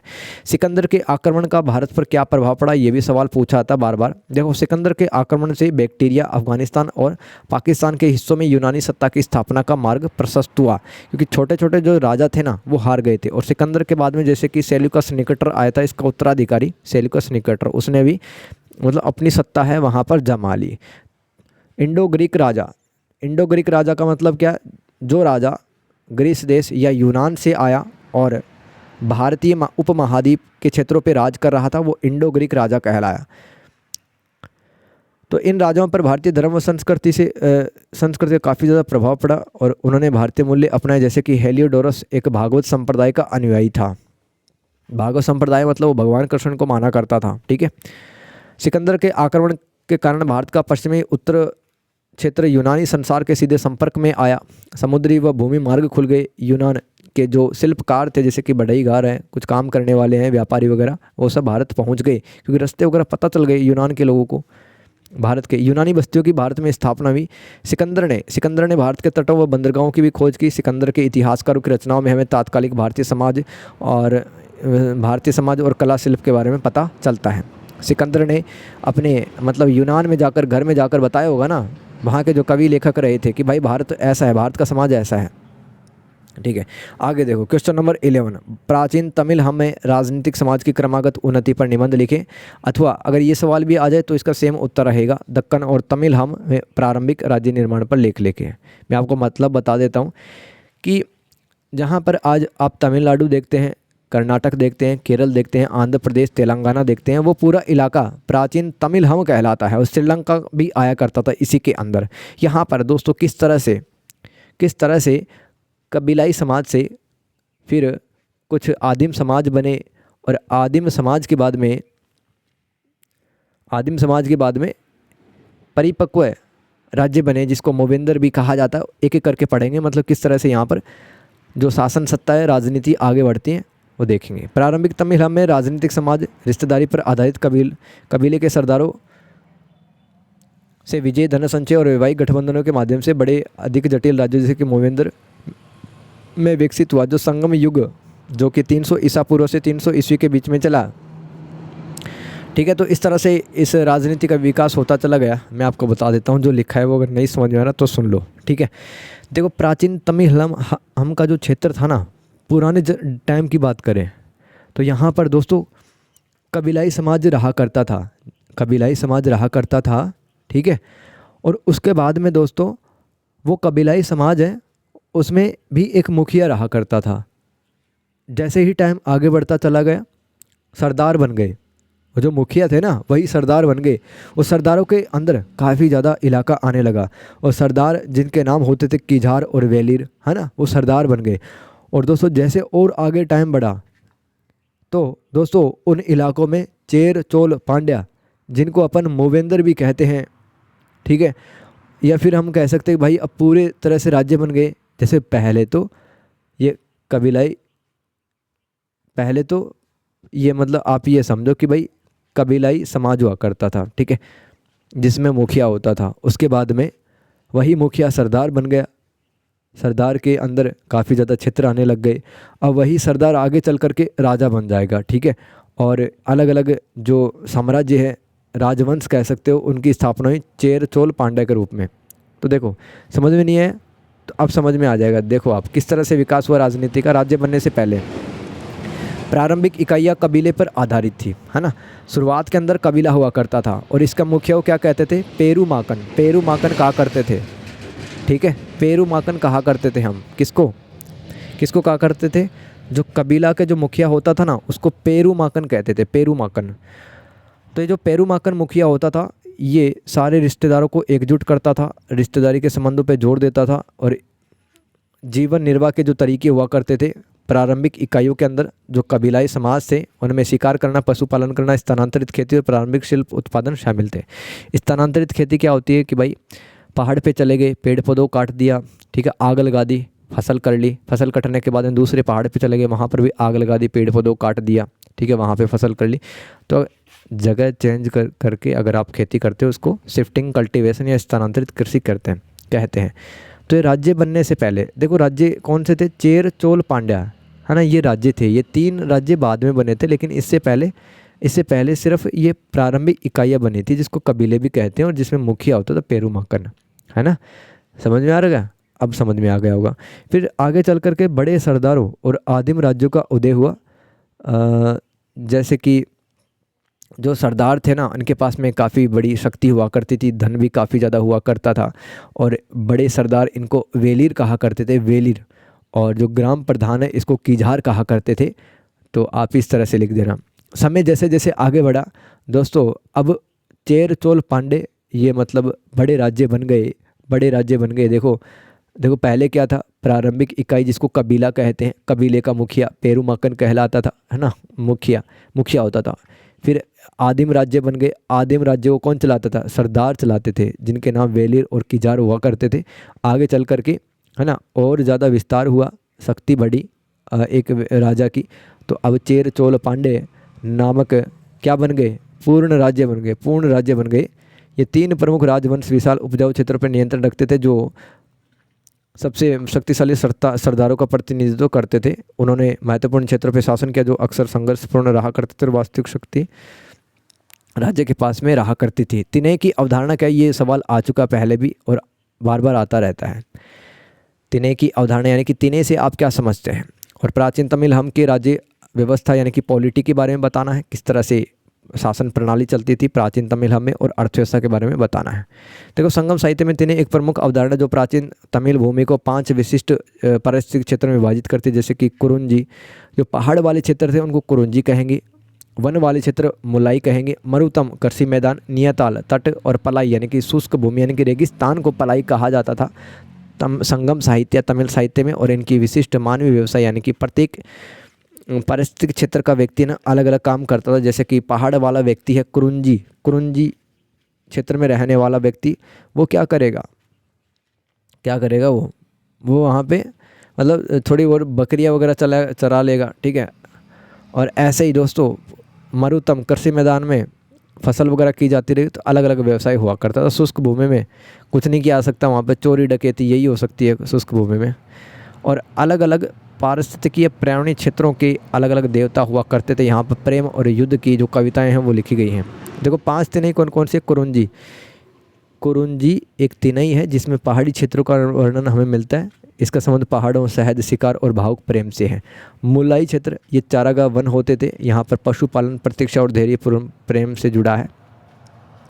अरे समझ में नहीं आ रहा कि भाई संगम साहित्य में 5 है ना इकोलॉजिकल रीजन्स दिए गए हैं, पर्यावरण के 5 क्षेत्र दिए गए हैं। जैसे कुरुंजी है, ये पहाड़ी क्षेत्र हुआ करता था, यहाँ पर लोग शहद कलेक्ट करते थे, शिकार करते थे। और यहाँ पर जो कविताएं लिखी गई ना, इनमें इमोशनल कविताएं हैं ज़्यादा मिलती है, इस तरह से याद रखना है। ऐसे नेतल ये समुद्री तट हुआ करता था, मछली पकड़ते थे लोग। विरह से संबंधित प्रेमी और प्रेमिका अलग हो जाते थे, एक दूसरे को याद करते थे, ऐसी कविताएं नैनीताल में लिखी गई। पलाई बंजर निर्जर बंजर भूमि मतलब यहाँ का इंसान लूट पाटी करता था, ठीक है। राज्य व्यवस्था यहाँ की पॉलिटी देखो आप, मोविंदर और सरदार। देखो मोविंदर का मतलब मैंने आपको बताया था ना, चेरा चोल और पांडे, ये मोविंदर कहलाते हैं। 3 मोविंदर थे ये, या मुखिया तंत्र भी कह सकते हो। 10 नंबर का भी एक अलग से सवाल आ सकता है कि 3 प्रमुख मुखिया तंत्रों के बारे में बताए, तो आप चेर चोल और पांडे के बारे में बताएंगे। तो इनकी राज्य व्यवस्था देखो आप, ये जो चेर चोल पांडे थे ना, ये बहुत तगड़े राजा हुआ करते थे। इन राजवंशों के राजा बहुत तगड़े हुआ करते थे, जो कि सरदारों के माध्यम से शासन करते थे। और ये जो सरदार है उनकी सेना में सहायता करते थे, और विवाह के माध्यम से गठबंधन बनाते थे। प्रशासन यहाँ पे टैक्स भी लगता था, जैसे कि उपज का 1/4 भाग, यानी कि मान लो 60 किलो आपके खेत में हुआ है, तो आप 10 किलो गेहूँ है वो राजा को दोगे। साथ ही योद्धाओं द्वारा की जाने वाली लूटपाट भी राजस्व का एक सामान्य स्रोत थी। देखो तोलकापियम और पुरन्नानूर जैसे कुछ तमिल साहित्य हैं, उनसे हमें इनकी राज्य व्यवस्था के बारे में पता चलता है। और किझाड़ी और आदिचनलूर इन स्थानों पर खोज हुई तो भी हमें पॉलिटी के बारे में पता चलता है। अर्थव्यवस्था देख लो इनकी, कृषि यह संस्था प्रमुख रूप से घाटियों जैसे कि कावेरी विगई नदी में सिंचाई के माध्यम से चावल की खेती की जाती थी। यहाँ पे बाजरा, गन्ना, कपास की भी खेती होती थी। क्या पढ़ रहे हैं अपन, सवाल भूल गए क्या? प्राचीन तमिल हम की जो अर्थव्यवस्था उसके बारे में पढ़ रहे हैं अपन। अर्थव्यवस्था में ध्यान देना, कृषि आती है, व्यापार आता है, ठीक है, विदेशी संबंधों के बारे में लिख सकते हो, उद्योग वगैरह के बारे में लिख सकते हो भाई। जैसे कि विदेशों से भी ये व्यापार किया करते थे, जैसे कि पोहार, कोरकाई, ये भारत के ही प्रमुख बंदरगाह रहे हैं। यहाँ से रोम, ग्रीस और चीन से व्यापार हम करते थे। मोती, मसाले, वस्त्र का आदान प्रदान होता था। विलासिता यानी कि जो लग्जरियस चीज़ें हैं वो भी हम मंगवाते थे। उद्योग देख लो, कुशल वस्त्र बुनाई, जहाज निर्माण, धातु शिल्प, आभूषण, ये विकसित थे। और आपको पता ही है दोस्तों, हर भूदर्श यानी कि 5 जो पारिस्थितिक क्षेत्र थे उनके अलग अलग इकोनॉमी हुआ करती थी। जैसे कि मारुतम देखो क्या थी, मारुतम देखो याद करो, ये एक कृषि योग्य मैदान हुआ करते थे, ठीक है, खेती बाड़ी करता था इंसान यहाँ का। ये सब देख लेना यार। प्रमुख के अंदर देख लो, मदुरई, उरैयूर और कोरकाई मोतियों के व्यापार के लिए फेमस था। ये प्राचीन तमिल हम का क्या देख लिया अपने, अर्थव्यवस्था देख ली। आगे चलते हैं। साम्राज्य की परिभाषा क्या है, मौर्यों के संदर्भ में इसकी चर्चा करें। और इंपॉर्टेंट सवाल है, समझ में आता ही नहीं है क्या है। देखो, साम्राज्य, एम्पायर किसे कहते हैं? जैसे कि आप राजा हो तो आप एक साम्राज्य बनाओगे, आप समय के साथ में, मतलब विजय अभियान, आक्रमण करोगे, दूसरे के राज्यों पर कब्जा करोगे, लूटपाट करोगे, ठीक है, और आपकी एक टैक्स सिस्टम भी होगा, कर लगाओगे, आप सेना रखोगे, तो आपका क्षेत्र क्या कहलाएगा? साम्राज्य कहलाएगा। साम्राज्य क्या होता है? एक राज्य जो कई भूभागों अथवा जनजातियों को नियंत्रित करता है, और यहाँ पर एक सम्राट है ना, सम्राट है, वो शासन चलाता है। साम्राज्य का मतलब यही होता है। यह विशाल क्षेत्रों में फैला हुआ होता है, एक ही शासन के अंतर्गत विभिन्न संस्कृतियाँ, जातीयता और भाषाओं को समाहित करता है। मतलब कि एक साम्राज्य के अंदर अलग अलग भाषा, अलग अलग जाति के लोग, अलग संस्कृति के लोग रहते हैं। साम्राज्य शक्तिशाली के अंदर होता है, जो कम शक्तिशाली अक्सर शोषित और परिधीय क्षेत्रों पर नियंत्रित रखता है। जैसे कि दोस्तों, जो मगध एक महाजनपद था, वो भी एक साम्राज्य तो था, एक तरह का साम्राज्य कह सकते हैं, क्योंकि वो आसपास के राज्यों पर नियंत्रण रखता था, है ना। जैसे कि वत्स है, अंग है। ऐसे ही मौर्य एक साम्राज्य था, क्योंकि दोस्तों मौर्य साम्राज्य भी अपने परिधीय क्षेत्रों यानी कि अपने सीमावर्ती बॉर्डर के पास में जो क्षेत्र स्थित है उन पर कंट्रोल रखता था। साथ ही दोस्तों, साम्राज्य में जो राजा होता है ना, वो वैधता लेता है। किससे वैधता लेता है? ब्राह्मणों से यज्ञ करके, ठीक है। तो मौर्य साम्राज्य के अंदर भी तो वैदिक अनुष्ठान होते थे, और विजय कूटनीति अथवा रणनीतिक गठबंधनों के माध्यम से भी मतलब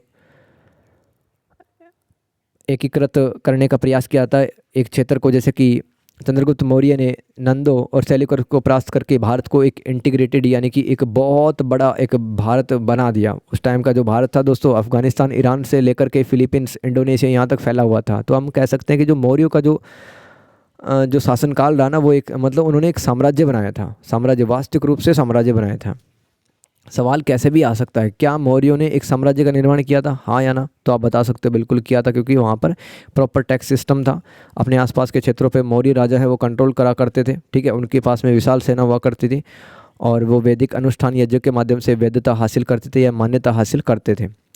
मौर्य के संदर्भ में चर्चा देखो, मौर्य साम्राज्य में साम्राज्य की अवधारणा उपयुक्त फिट बैठती है। चंद्रगुप्त मौर्य के नेतृत्व में भारतीय उपमहाद्वीप के अधिकांश भाग को एकीकृत किया या मिलाया, अलग अलग इलाकों को, जो पहले खंडित या बटा हुआ एक विशाल बहुजातीय क्षेत्र था।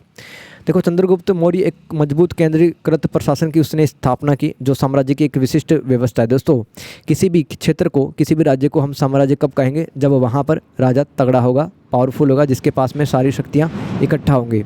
देखो, सैन्य बल काफ़ी ज़्यादा था चंद्रगुप्त मौर्य के पास में, क्योंकि नंद वंश को और सैलिकस को इसने हराया था, और गठबंधनों के माध्यम से मतलब दूसरे राजाओं के साथ में गठजोड़ कर अपना विस्तार किया और विभिन्न क्षेत्र को शामिल किया। देखो, केंद्र परिधि, मगध केंद्र था इसका, है ना। मगध मतलब बिहार का जो क्षेत्र है वो मगध कहलाया मौर्य साम्राज्य का। और अफगानिस्तान, बलूचिस्तान पर भी शासन किया चंद्रगुप्त मौर्य ने। महत्व, यह भारतीय इतिहास में एक महत्वपूर्ण बदलाव का प्रतिनिधित्व करता, जो पहली बार एक बड़ा हिस्सा और सर्वोच्च शक्ति के अधीन था, जिसने भविष्य के साम्राज्यों के लिए एक मिसाल कायम की थी। यानी कि दोस्तों, मौर्य साम्राज्य भारत में एक एग्जाम्पल उसने सेट कर दिया कि आने वाले जो साम्राज्य वो भी इसी तरह से भारत को एकजुट करते रहे। लेकिन समय के साथ में भारत है दोस्तों बंटता ही चला गया, अफगानिस्तान चला गया, पाकिस्तान चला गया, बांग्लादेश चला गया, ठीक है। लेकिन मौर्य के टाइम पे आप भारत का नक्शा देखो, कहाँ से लेके कहाँ तक फैला होता है और आज कहाँ पर है, ठीक है। क्वेश्चन नंबर 14, प्रायद्वीपीय भारत में यानी कि जो आपका कृष्णा नदी, या आप कह सकते हो कि जो गंगा का जो मैदान है उसके दक्षिणी दिशा में प्रायद्वीपीय भारत स्थित है, वहाँ पर समाज और व्यापार और राजस्व के बारे में बताना है। देखो, समाज में शक्तिशाली व्यापारी वर्ग, कारीगर समूह और ग्रामीण समुदाय शामिल थे, जिसमें बढ़ईगिरी, मिट्टी के बर्तन बनाने और लेखांकन जैसी सेवाओं के लिए विशेष वंशानुगत भूमिकाएं। देखो, वंशानुगत भूमिकाओं का क्या मतलब, जैसे कुम्हार का बेटा कुम्हार का ही काम करेगा, सुनार का बेटा सुनार का ही काम करेगा, तो समाज ऐसा ही था। ठीक है, और इन वंशानुगत भूमिकाओं को बलूता और अलूता दो श्रेणियों में विभाजित किया जाता है। मंदिर आर्थिक और सामाजिक जीवन के केंद्र बन गए, यानी कि मंदिरों के अंदर दोस्तों काफ़ी ज़्यादा जो परंपराएं हैं वो निभाते थे लोग, जो गांव और शहरी क्षेत्रों के साथ एकीकृत होकर भूमि अनुदान और संरक्षण के माध्यम से जटिल राजनीतिक शहरी केंद्र जैसे कांचीपुरम, तंजावुर, काफ़ी ज़्यादा मंदिर हुआ करते थे यहाँ पर। और इन मंदिरों के नीचे भी काफ़ी ज़्यादा कृषि योग्य भूमि आया करती थी, और मंदिर भी काफ़ी ज़्यादा, वो कह सकते हो, सांस्कृतिक केंद्र थे। ठीक है, व्यापारिक संघ ने, यानी कि व्यापारियों ने मिलकर के एक संघ बनाया। नागरतर जैसे व्यापारिक समुदाय प्रभावशाली बन गए, उन्होंने कृषि और मंदिरों में निवेश किया, व्यापारी योद्धा समूहों का गठन किया, शहरी विस्तार को आगे बढ़ाया। व्यापार और अर्थव्यवस्था, व्यापक व्यापार नेटवर्क ने कृषि क्षेत्रों, तटरेखाओं और पहाड़ी क्षेत्रों को आंतरिक और अंतर्राष्ट्रीय स्तर पर जोड़ा। और भारत का इस समय प्रायद्वीपीय भारत का रोम वालों से भी व्यापार होता था। मसाले, मोती, वस्त्र, रत्न, इनके लिए व्यापार करते थे हम, तो अंतर्राष्ट्रीय संबंध को बढ़ावा मिला। ठीक है सॉरी। शिल्प कौशल में विशेषज्ञता, व्यापार के विस्तार ने मिट्टी के बर्तन बनाने, मनके बनाने, कांच बनाने, बुनाई जैसे शिल्प कौशल में विशेषज्ञता को बढ़ावा दिया, जिसे संघों और शहरी केंद्रों द्वारा समर्थन प्राप्त था। शिल्प कौशल में विशेषज्ञता, यानी कि दोस्तों कोई व्यक्ति मोतियों की माला बना रहा है, कोई व्यक्ति है मिट्टी के बर्तन अच्छे बना रहा है, कोई व्यक्ति कांच की जो वस्तुएं हैं वो अच्छी बना रहा है। तो इस तरह से दोस्तों विशेषज्ञ आदमी काफ़ी ज़्यादा हो गए थे यहाँ पे। बंदरगाह, नागपट्टिनम, मल्लापुरम, कोवलम जैसे तटीय शहर महत्वपूर्ण समुद्री केंद्र के रूप में कार्य करते थे, और यहाँ से अंतर्राष्ट्रीय व्यापार है काफ़ी ज़्यादा चलता था। राजस्व देख लो, रेवेन्यू। कृषि अधिशेष, कृषि अधिशेष का मतलब जैसे कि 100 किलो गेहूँ है ना, आपके परिवार के लिए 60 किलो गेहूँ काफ़ी है, और 40 किलो गेहूँ आपने टैक्स के रूप में दे दिया, वो आपका कृषि अधिशेष यानी कि सरप्लस कहलाता है वो। प्रारंभिक अर्थव्यवस्था अनाज, गन्ना, नमक और मछली पर निर्भर थी, और तात्कालिक जरूरतों के लिए वस्तु विनिमय आम बात थी। भूमि अनुदान, शासकों ने धार्मिक लाभार्थियों जैसे कि ब्राह्मण भिक्षुओं को भूमि और राजस्व अधिकार प्रदान की, जिससे शक्तिशाली जमींदारों का निर्माण हुआ। किसानों की वफादारी में बदलाव अब आने लगा। देखो, जो प्रायद्वीपीय भारत के जो राजा थे ना, इन्होंने ब्राह्मणों और भिक्षुओं को ज़मीनें अब देना स्टार्ट कर दिया धार्मिक उद्देश्यों के लिए। ठीक है, और काफ़ी ब्राह्मणों से तो मतलब टैक्स वगैरह भी नहीं वसूला। और जो किसान थे ना भाई, किसान भी अब राज्य से नाराज़ होने लगे, क्योंकि हर किसी को अब ज़मीन दी जाने लगी अनुदान के रूप में। बलूता प्रणाली क्या थी भाई, ये देख लो, ये भी आ सकता है बलूता प्रणाली। ग्रामीण सेवकों को सेवाओं के बदले, है ना, नगद वस्तु अधिकार भूमि प्राप्त होता था, जो ग्रामीण अर्थव्यवस्था का एक प्रमुख आधार था। इसको बलूता प्रणाली कहते हैं। सामंती तत्व, भूमि अनुदान एक ऐसी प्रणाली विकसित हुई। सामंती तत्व जानते हो आप, जैसे कि राजा के अंडर एक सामंत आता है, और वो सामंत है वो अपने नीचे किसान रखेगा। राजा सामंत को ज़मीन देता था, ठीक है, किसी काम के लिए, और वो सामंत है वो किसान से उस ज़मीन पर खेती बाड़ी करवा करके फ़ायदा कमाता था। कुछ हिस्सा है वो टैक्स के रूप में राज्य को देता था। सामंती कहलाता, सामंत व्यवस्था। तो सामंतवाद के कारण क्या हुआ, नई सामाजिक आर्थिक संरचना का जन्म हुआ, और यूरोप की तुलना में कम मजबूत थे। क्वेश्चन नंबर 15, कुछ ऐसे सवाल भी आते हैं जिस पे आपको टिप्पणी लिखनी होती है। 10-10 नंबर के सवाल आते हैं, लेकिन यहाँ पे मैंने 8-9 सवाल लिख रखे हैं भाई, है ना। स्कोर देख लेते हैं फटाफट से। देखो, नवपाषाण काल की संस्कृतियाँ, नवपाषाण काल की संस्कृति आया हुआ सवाल है, 20 नंबर का भी आ चुका है ये अलग से। ठीक है, कि नवपाषाण संस्कृति की विशेषताएं बताएं। तो इस संस्कृति का विकास भारतीय उपमहाद्वीप में 7000 ईसा पूर्व से लेकर 1000 ईसा पूर्व के बीच में हुआ। प्रमुख विशेषता देख लो, यहाँ के लोग भोजन इकट्ठा करने के बजाय गेहूँ जो जैसे अनाज उगाना और भेड़ बकरी मवेशी को पालना शुरू किया, जिससे कि खाद्य उत्पादक ये लोग बन गए। मतलब एक जगह पर टिक करके अब खेती करना स्टार्ट कर दी, घुमंतु नहीं रहे अभी है, जैसे कि पूरा पाषाण के लोग रहते थे। देखो, पाषाण काल को मैंने 3 भागों में डिवाइड किया था ना, पूरा पाषाण, मध्य पाषाण और नवपाषाण। ठीक है, तो नवपाषाण संस्कृति की विशेषता पढ़ रहे हैं। देखो, खेती और पशुपालन के कारण लोग एक जगह बसने लगे, जिससे गांव और स्थायी घरों जैसे कि दोस्तों बुर्ज होम में गर्तवास का विकास हुआ। बुर्ज होम, है ना, ये कश्मीर में एक जगह है, वहाँ पर दोस्तों ज़मीन के अंदर भी घर मिले हैं, उसको गर्तवास कहते हैं। पॉलिश किए हुए पत्थर के औजार होते थे, है ना। ध्यान दो दोस्तों, नवपाषाण काल संस्कृति के औजारों के बारे में पूछा आ चुका है भाई 20 नंबर के सवाल में। तो इस टाइम के जो हथियार हुआ करते थे पत्थरों के, है ना, बहुत तीखे, नुकीले और चमक हुआ करती थी, पॉलिशदार होते थे, कुशल होते थे। मर्द भांड यानी कि मिट्टी के बर्तन बनाना एक महत्वपूर्ण शिल्प बन गया जो भोजन पकाने, भंडारण और परिवहन के लिए उपयोगी होते थे। बुनाई और कताई, कपड़े बनाने के लिए ऊन और पौधों के रेशों से कताई और बुनाई की जाने लगी।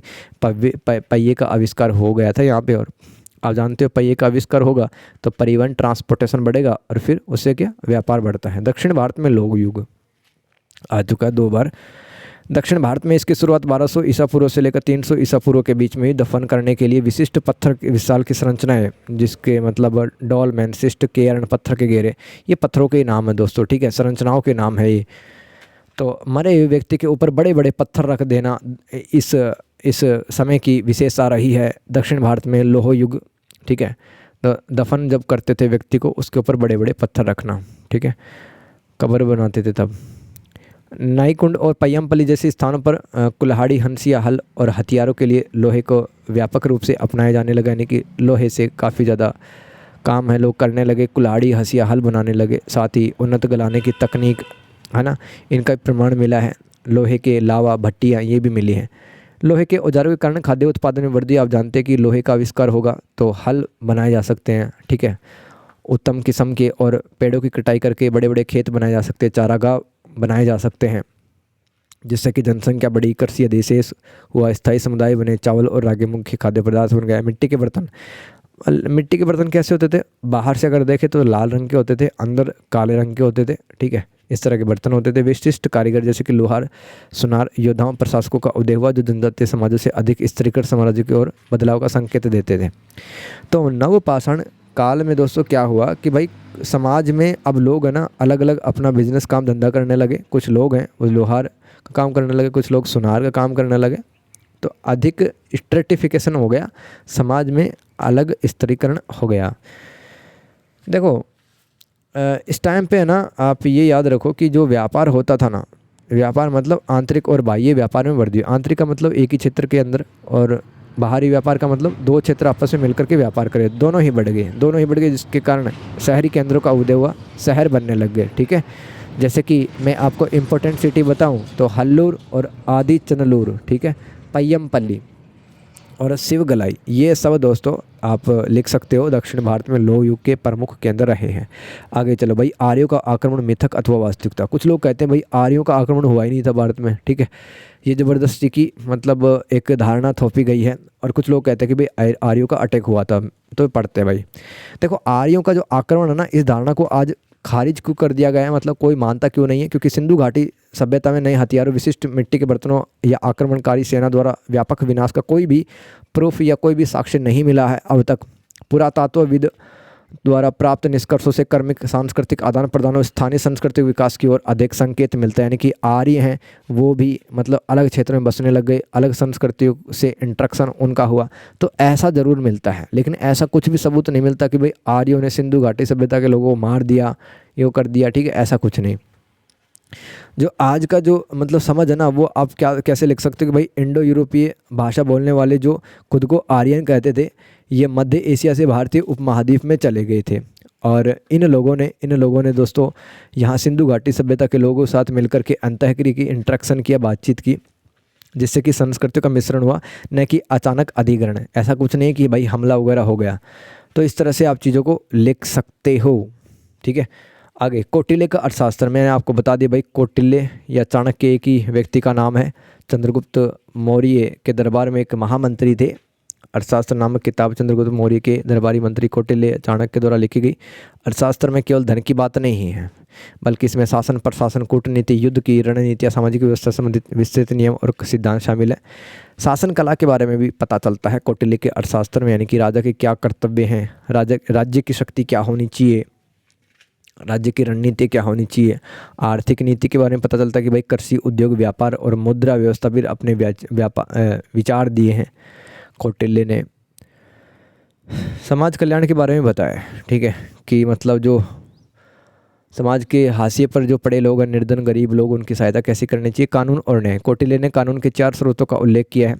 वेद तर्क का विज्ञान, शासन का विज्ञान और अर्थशास्त्र का विज्ञान। इसके अलावा दोस्तों मंडल सिद्धांत भी दिया है कि मंडल सिद्धांत में क्या बताया कि एक राज्य को अपने पड़ोसी राज्यों के साथ में कैसे संबंध निभाए जाने चाहिए, कैसे नीति अपनाई जानी चाहिए। जैसे कि हम भारत पाकिस्तान के साथ अपनाते हैं, भारत चीन के साथ में क्या अपनाता, वो सब इस तरह की चीज़ें लिखी गई हैं कौटिल्य के अर्थशास्त्र में।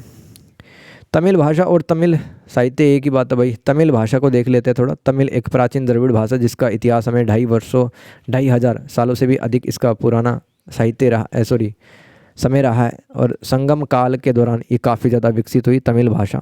संगम काल यानी कि कवि मिला करते थे, संगम हुआ करता था, जहाँ पर मैंने आपको बताया था चेर चोल पांडे ये राजवंश थे, ठीक है। तो यहाँ पर तमिल भाषा का काफ़ी ज़्यादा विकास हुआ, काफ़ी ज़्यादा ग्रंथ लिखे गए। आप लिख देना। ये जो भाषा ना तमिल 3 कालों में विकसित हुई, प्राचीन तमिल, मध्यकालीन तमिल और आधुनिक तमिल। आज भी है ना तमिल भाषा का विकास हो रहा है। संगम साहित्य क्या है दोस्तों, मैं पहले भी बता चुका हूँ और ज़्यादा पढ़ लो। संगम साहित्य संगम युग के दौरान लिखा गया। संगम का अर्थ होता है भाई तमिल कवियों और विद्वानों का एक संघ अथवा अकादमी।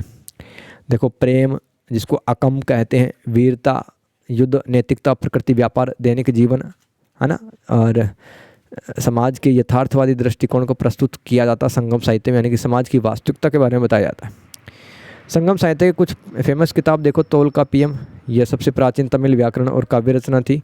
एट्टुगोथाई और पट्टू पट्टू या अकम और पुरम पर कविताओं का संग्रह हमें मिलता। देखो अकम और पुरम का मतलब क्या है, प्रेम और वीरता की कविताएं हैं एट्टुगोथाई और पट्टू पट्टू। पथिन किलकनकू, ठीक है, ये जो ग्रंथ है ना प्रसिद्ध तिरुकुलर सहित नैतिक कार्य इसमें मिलते हैं। महाकाव्य देख ले ऐसे शिल्पाधिकारम और मणिमेखलाई, इनका संगम साहित्य है ना। आप लिख सकते हो कि भाई दक्षिण भारत का अगर इतिहास जानना है, उसकी जो राजनीतिक संरचनाएं जाननी है, वो समझ लेने हमारा मतलब मदद करता है। कलिंग युद्ध देखो यार, अब कलिंग युद्ध क्या है। कलिंग युद्ध मौर्य सम्राट अशोक और कलिंग राज्य के बीच में लड़ा गया 261 ईसा पूर्व में। ये युद्ध ऐसा रहा ना, मतलब इतना खून देखा उसने, राजा अशोक ने, उसने ये देखा कि यार हाथी मर गए, पक्षी मर गए, आदि मर गए, इतना खून मैंने देखा, तो उसने युद्ध ही छोड़ दिया, युद्ध नीति छोड़ दी, दम नीति अपना ली उसने कि जीवन भर मैं जानवरों की रक्षा करूँगा, जीवन भर मैं धर्म पे चलूँगा, और बौद्ध धर्म उसने अपना लिया। क्या था ये अशोक के राज्याभिषेक के 8वें वर्ष में हुआ, यानी कि गद्दी पर बैठने के 8 साल बाद में हुआ। इसी युद्ध ने अशोक के जीवन में एक महत्वपूर्ण मोड़ ला दिया। उड़ीसा और उत्तरी आंध्र प्रदेश के तटीय क्षेत्र में दया नदी के किनारे पर हुआ। कारण क्या था इसका, कारण क्या था इसका, कलिंग युद्ध का। अशोक अपने साम्राज्य का विस्तार करना चाहता था, ठीक है, अशोक अपने साम्राज्य का विस्तार करना चाहता था। कलिंग के पास महासागर तक पहुंचने के लिए मूल्यवान बंदरगाह थे जो व्यापार के लिए महत्वपूर्ण थे। परिणाम क्या हुआ इसका, मौर्य साम्राज्य की जीत हुई, लेकिन युद्ध के अंदर लगभग 2.5 लोग मारे गए, विस्थापित हो गए लोग। युद्ध का प्रभाव, युद्ध के भयावह परिणामों को देखकर सम्राट अशोक को गहरा पश्चाताप हुआ, दुख हुई, ग्लानि हुई, रिग्रेट हुआ। जीवन भर के लिए उसने हिंसा की नीति, जिसको बेरी घोष की नीति भी कहते हैं, वो त्याग दियो धर्म की नीति या धम्म घोष नीति अपना ली। बौद्ध धर्म स्वीकार कर लिया, अहिंसा, करुणा और सत्य के सिद्धांतों का प्रचार प्रसार किया। उन्होंने अपने संदेशों और शासन नीतियों को बढ़ावा देने के लिए पूरे उपमहाद्वीप में शिलालेख और स्तंभ बनवाए, जिसमें 13वें शिलालेख में कलिंग युद्ध का विशेष वर्णन मिलता है। भाई जीके का भी अच्छा सवाल है कि कलिंग युद्ध का वर्णन हमें किस शिलालेख में मिलता है, 13वें शिलालेख में, अशोक के 13वें शिलालेख में। गौतम बुद्ध और उनकी शिक्षाएं आ सकता है। इनका जन्म लुम्बिनी नेपाल के अंदर हुआ। पिता का नाम राजा शुद्धोधन था, माता का नाम रानी महामाया था। 29 वर्ष के आयु में 4 ऐसी चीज़ें इन्होंने देखी कि भाई इनका है ना गृहस्थी से, मोह माया से, महलों से, पैसों से इनका विश्वास ही उठ गया। क्या क्या देखा है, एक बूढ़ा व्यक्ति देखा, एक बीमार व्यक्ति देखा कि यार ये मैं भी मरूंगा, मैं भी ऐसा बूढ़ा हो जाऊँ। आज तो जवान दिख रहा हूँ, ठीक है, मेरी स्किन बहुत अच्छी दिख रही है, मैं बहुत सुंदर दिख रहा हूँ, लेकिन बूढ़ा हो जाऊँगा एक दिन। बीमार व्यक्ति है ना, मतलब बीमारी में मैं ऐसा दिखूँगा, सब मतलब मैं मर भी जाऊँगा क्या। और एक तपस्वी को देखा। तो 4 ऐसी चीज़ें देखी, 4 स्थितियाँ देखी कि वो अपने महल को, अपनी पत्नी को, अपने बेटे को छोड़ के चले गए, और उन मतलब जो सांसारिक जीवन से उससे प्रस्थान करने की जो घटना है उसको महाभिष्क्रमण कहा जाता है। याद रखना, ये भी एक जीके का अच्छा सवाल है। महाभिष्क्रमण क्या है भाई, जो आपका जीवन चल रहा है ना और आप सच की खोज के लिए निकल जाओ घर से बाहर, महाभिष्क्रमण कहलाएगा। अपनी पत्नी जिसका नाम था यशोधरा और अपने पुत्र राहुल को छोड़कर दुख के कारण को पता लगाने के लिए निकल पड़े। इनको ज्ञान की प्राप्ति दोस्तों वर्षों की तपस्या के बाद में हुई, बोध गया नामक स्थान पर पीपल वृक्ष के नीचे। बुद्ध का मतलब क्या, पर बुद्ध व्यक्ति जिसने ज्ञान प्राप्त कर लिया है। इनकी मूल ये शिक्षाएं क्या है कि भाई जीवन के अंदर है ना, दुख का कारण एक ही है भाई, इच्छा। और इस दुख को हम कैसे मिटा सकते हैं? अष्टांगिक मार्ग का पालन करके। अष्टांगिक मार्ग का जैसे कि सही दृष्टिकोण, सही देखें अपन, विचार, वाणी, कर्म, आजीविका, मतलब गलत तरीके से 2 नंबर के पैसे नहीं कमाए, प्रयास, अच्छे प्रयास करना चाहिए, सजगता, एकाग्रता, ये इनके अष्टांगिक मार्ग हैं। पहला उपदेश सारनाथ में दिया, जहाँ उन्होंने अपने समुदाय संघ की स्थापना की। बौद्ध धर्म, उनकी शिक्षाओं ने बौद्ध धर्म की नींव रखी, जो आत्मचिंतन, करुणा और ज्ञान पर केंद्रित एक प्रमुख विश्व धर्म है। इनकी मृत्यु, जिसका जो बौद्ध धर्म में एक घटना होती है, परिनिर्वाण इसको कहा जाता है, लगभग 483 ईसा पूर्व कुशीनगर इनका निधन हो गया था। सातवाहनों के अंतर्गत दक्कन की सामाजिक संरचना देखो, सातवाहन एक वंश रहा है भारत का, प्राचीन भारत का, तो उनका समाज कैसा रहा है भाई, वो देख लो आप, समाज कैसा रहा है। शीर्ष पर राजा यानी कि राजा महत्वपूर्ण होता था, सबसे टॉप पे होता था युवराज, और शक्तिशाली सामंत हुआ करते थे, जैसे कि सामंतों के नाम यहाँ पे दे रखे, महाभोज और महारथी, जिनके पास सेना हुआ करती थी, बड़े बड़े खेत हुआ करते थे, और मंत्री, मंत्री प्रशासनिक अधिकारी, जैसे कि इनको अमात्य या महामात्र कहलाते थे। व्यापार में वर्गीकरण, एक प्रमुख व्यापारी वर्ग उभरा, और कारीगर जैसे कि सेंट परफ्यूम बनाने वाले भी थे, उनको गंधिक कहा जाता था। इनकी काफ़ी ज़्यादा प्रतिष्ठा हुआ करती थी, जो कि अक्सर धार्मिक कार्य में दान भी किया करते थे। आम लोग शहरों और गांव में रहते थे, जिनकी जीवन शैली अलग अलग थी, उसमें किसान और पशुपालक शामिल थे। वर्ण व्यवस्था, ब्राह्मणवाद को बढ़ावा देने के साथ में जो सातवाहन के जो राजा थे ना, उन्होंने 4 वर्ण व्यवस्था बनाए रखी है ना, मतलब वर्ण के हिसाब से लोगों के काम होते थे। राजाओं का नाम अक्सर उनकी माताओं के नाम पर रखा जाता था, जैसे कि गौतमी पुत्र सातकर्णी। गौतमी पुत्र मतलब गौतमी का जो पुत्र है वही, मतलब राजा ना अपने मम्मी का नाम पहले लिखा करता था, गौतमी पुत्र सातकर्णी। और रानियाँ महत्वपूर्ण दान करा करती थी, जो महिलाओं के प्रति सम्मान को दर्शाता है। मातृवंशीय व्यवस्था के कुछ अंशों के बावजूद उत्तराधिकारी पुरुष वारिसों को ही मिलता था। देखो कह सकते हो आप, सातवाहन में है ना मातृवंशीय व्यवस्था जरूर मिलती है, यानी कि माताओं का सम्मान, महिलाओं का सम्मान जरूर मिलता है, लेकिन दोस्तों उत्तराधिकार के लक्षण भी हमें मिलते हैं कि जो गद्दी पर कौन बैठेगा, वो एक आदमी ही बैठेगा, मर्द बैठेगा। महिलाएं सभाएं, धार्मिक अनुष्ठान में भाग लेती थी, सम्मानजनक पदों पर आसीन होती थी, जो संभवतः उनकी आर्थिक भूमिकाओं या संरक्षण से जुड़े होते थे। मौर्यों की अर्थव्यवस्था और समाज, भाई 20 नंबर का सवाल आ सकता है अलग से भी, ठीक है, मैंने तो 10 नंबर में ही लिखा है। लास्ट सवाल है अर्थव्यवस्था। मौर्य की जो इकोनॉमी, अर्थव्यवस्था उच्च उत्पादकता वाली थी, क्योंकि मैंने आपको बताया था भाई मौर्य कहाँ पर बसे थे, जहाँ पे प्राचीन मगध महाजनपद बसा था वहाँ पे तो थे मौर्य। उच्च उत्पादकता यानी कि फसल काफ़ी ज़्यादा होती थी, गहन सिंचाई होते थे यहाँ पे। महत्वपूर्ण कर जैसे कि उत्पादन का 1/4 से लेके 1/6 भाग, यानी कि आप समझ गए ना, जैसे कि मेरे पास 40 किलो गेहूँ हुआ तो मैं राज्य को 10 किलो गेहूँ टैक्स के रूप में देता था। यही देश की रीढ़ थी। प्रमुख बंदरगाह थे और अलग अलग रास्ते होते थे, जिसके माध्यम से ये सिक्कों के माध्यम से भी व्यापार वगैरह करते थे, आंतरिक बाह्य रूप से, है ना, व्यापार करते थे। जैसे कि बाह्य रूप से बताऊं तो श्रीलंका, ग्रीस, चीन से व्यापार करते थे। और खनन, सर का ये हटा देना, खनन, नमक, शराब, हथियार और वानिकी पर एकाधिकार स्थापित कर राजस्व और कच्चे माल की गारंटी प्रदान की। किसने? राजाओं ने। शिल्पकारों के संघ को अपन गिल्ड भी कहते हैं। गिल्ड एक प्रकार की श्रेणी होती है, जैसे कि कुम्हारों की गिल्ड, सुनारों की गिल्ड, ठीक है, बढ़ईगरी की गिल्ड, जो काम को विनियमित करते थे, यानी कि सुनारों की गिल्ड होगी, वो सुनारों के लिए नियम वगैरह बनाती थी। श्रम, इसमें जबरन श्रम, विष्टि और दासों की विभिन्न श्रेणियां भी शामिल थी। ये अर्थव्यवस्था में आप लिख सकते हो। आगे चलते हैं, समाज कैसा था भाई इनका। विकसित वर्ण व्यवस्था ब्राह्मण, क्षत्रिय, वैश्य, शूद्र पर आधारित था, जिसमें विशिष्ट कर्तव्य निर्धारित थे, जैसे कि ब्राह्मण है वो अनुष्ठान, कर्मकांड ये सब करेगा, क्षत्रिय समाज की रक्षा, ये सब। और कुछ मिश्रित जाति के भी लोग शामिल हुआ करते थे। व्यवसाय लोगों का किसान, कारीगरी, जैसे कारीगर कौन होते थे? कुम्हार, बढ़ई, राजमिस्त्री, व्यापारी, खनिकों का काम होता था। महिलाओं का दर्जा अपेक्षाकृत उच्च था, उन्हें तलाक लेने, पुनर्विवाह करने, यानी कि तलाक लेने के बाद में भी खुद से अपनी मर्जी से वो शादी कर सकते थे किसी आदमी से, संपत्ति रखने, यहाँ तक कि अंगरक्षक के रूप में सेवा करने का अधिकार मिला। शिक्षा देखो, वैदिक ग्रंथों, बौद्ध धर्म ग्रंथों, संघों और मठों के माध्यम से प्रदान की जाती थी। हालांकि मुख्य रूप से उच्च वर्गों की जो महिलाएं वही शिक्षा हासिल करती थी। कला और वास्तुकला देखो, उन्नत और पाटलिपुत्र देखो, उन्नत थी कला वास्तुकला, जैसे कि काफ़ी ज़्यादा संरचनाएं, मंदिर वगैरह भी बनाए गए। पाटलिपुत्र जैसे शहरों में, है ना, चट्टानों को काट कर बनाई गई गुफा। कला और वास्तुकला में क्या लिखना है कि मौर्य साम्राज्य की जो कला और वास्तुकला थी काफ़ी एडवांस थी, है ना। पाटलिपुत्र शहरों में दोस्तों काफ़ी सारे ऐसी संरचनाएं बनी। इसके अलावा दोस्तों जो बराबर की पहाड़ियाँ हैं वहाँ पर चट्टानों को काट कर गुफाएँ बनाई गई हैं और स्तंभ भी बनाए गए हैं, ये आप लिख सकते हैं भाई। कला और वास्तुकला में, ठीक है। या मौर्य की अर्थव्यवस्था समाज इस तरह से दोस्तों, ये कुछ 15 सवाल मैंने आपके लिए बनाए हैं, बहुत अच्छे से मैंने आपको समझाया है। फिर भी आपको कहीं पे कमी लगी, जो भी आपको सजेशन देना कमेंट करके ज़रूर बताना कैसा लगा वीडियो। बेस्ट ऑफ लक, है ना। मेरी तरफ से अच्छा जाएगा आपका पेपर, 2-4 बार वीडियो देख लेना है, ठीक है। और कोई दोस्त है जिसको इसकी आवश्यकता है, आपको शेयर कर सकते हैं। Thank you so much everyone, have a good day, take care, bye bye.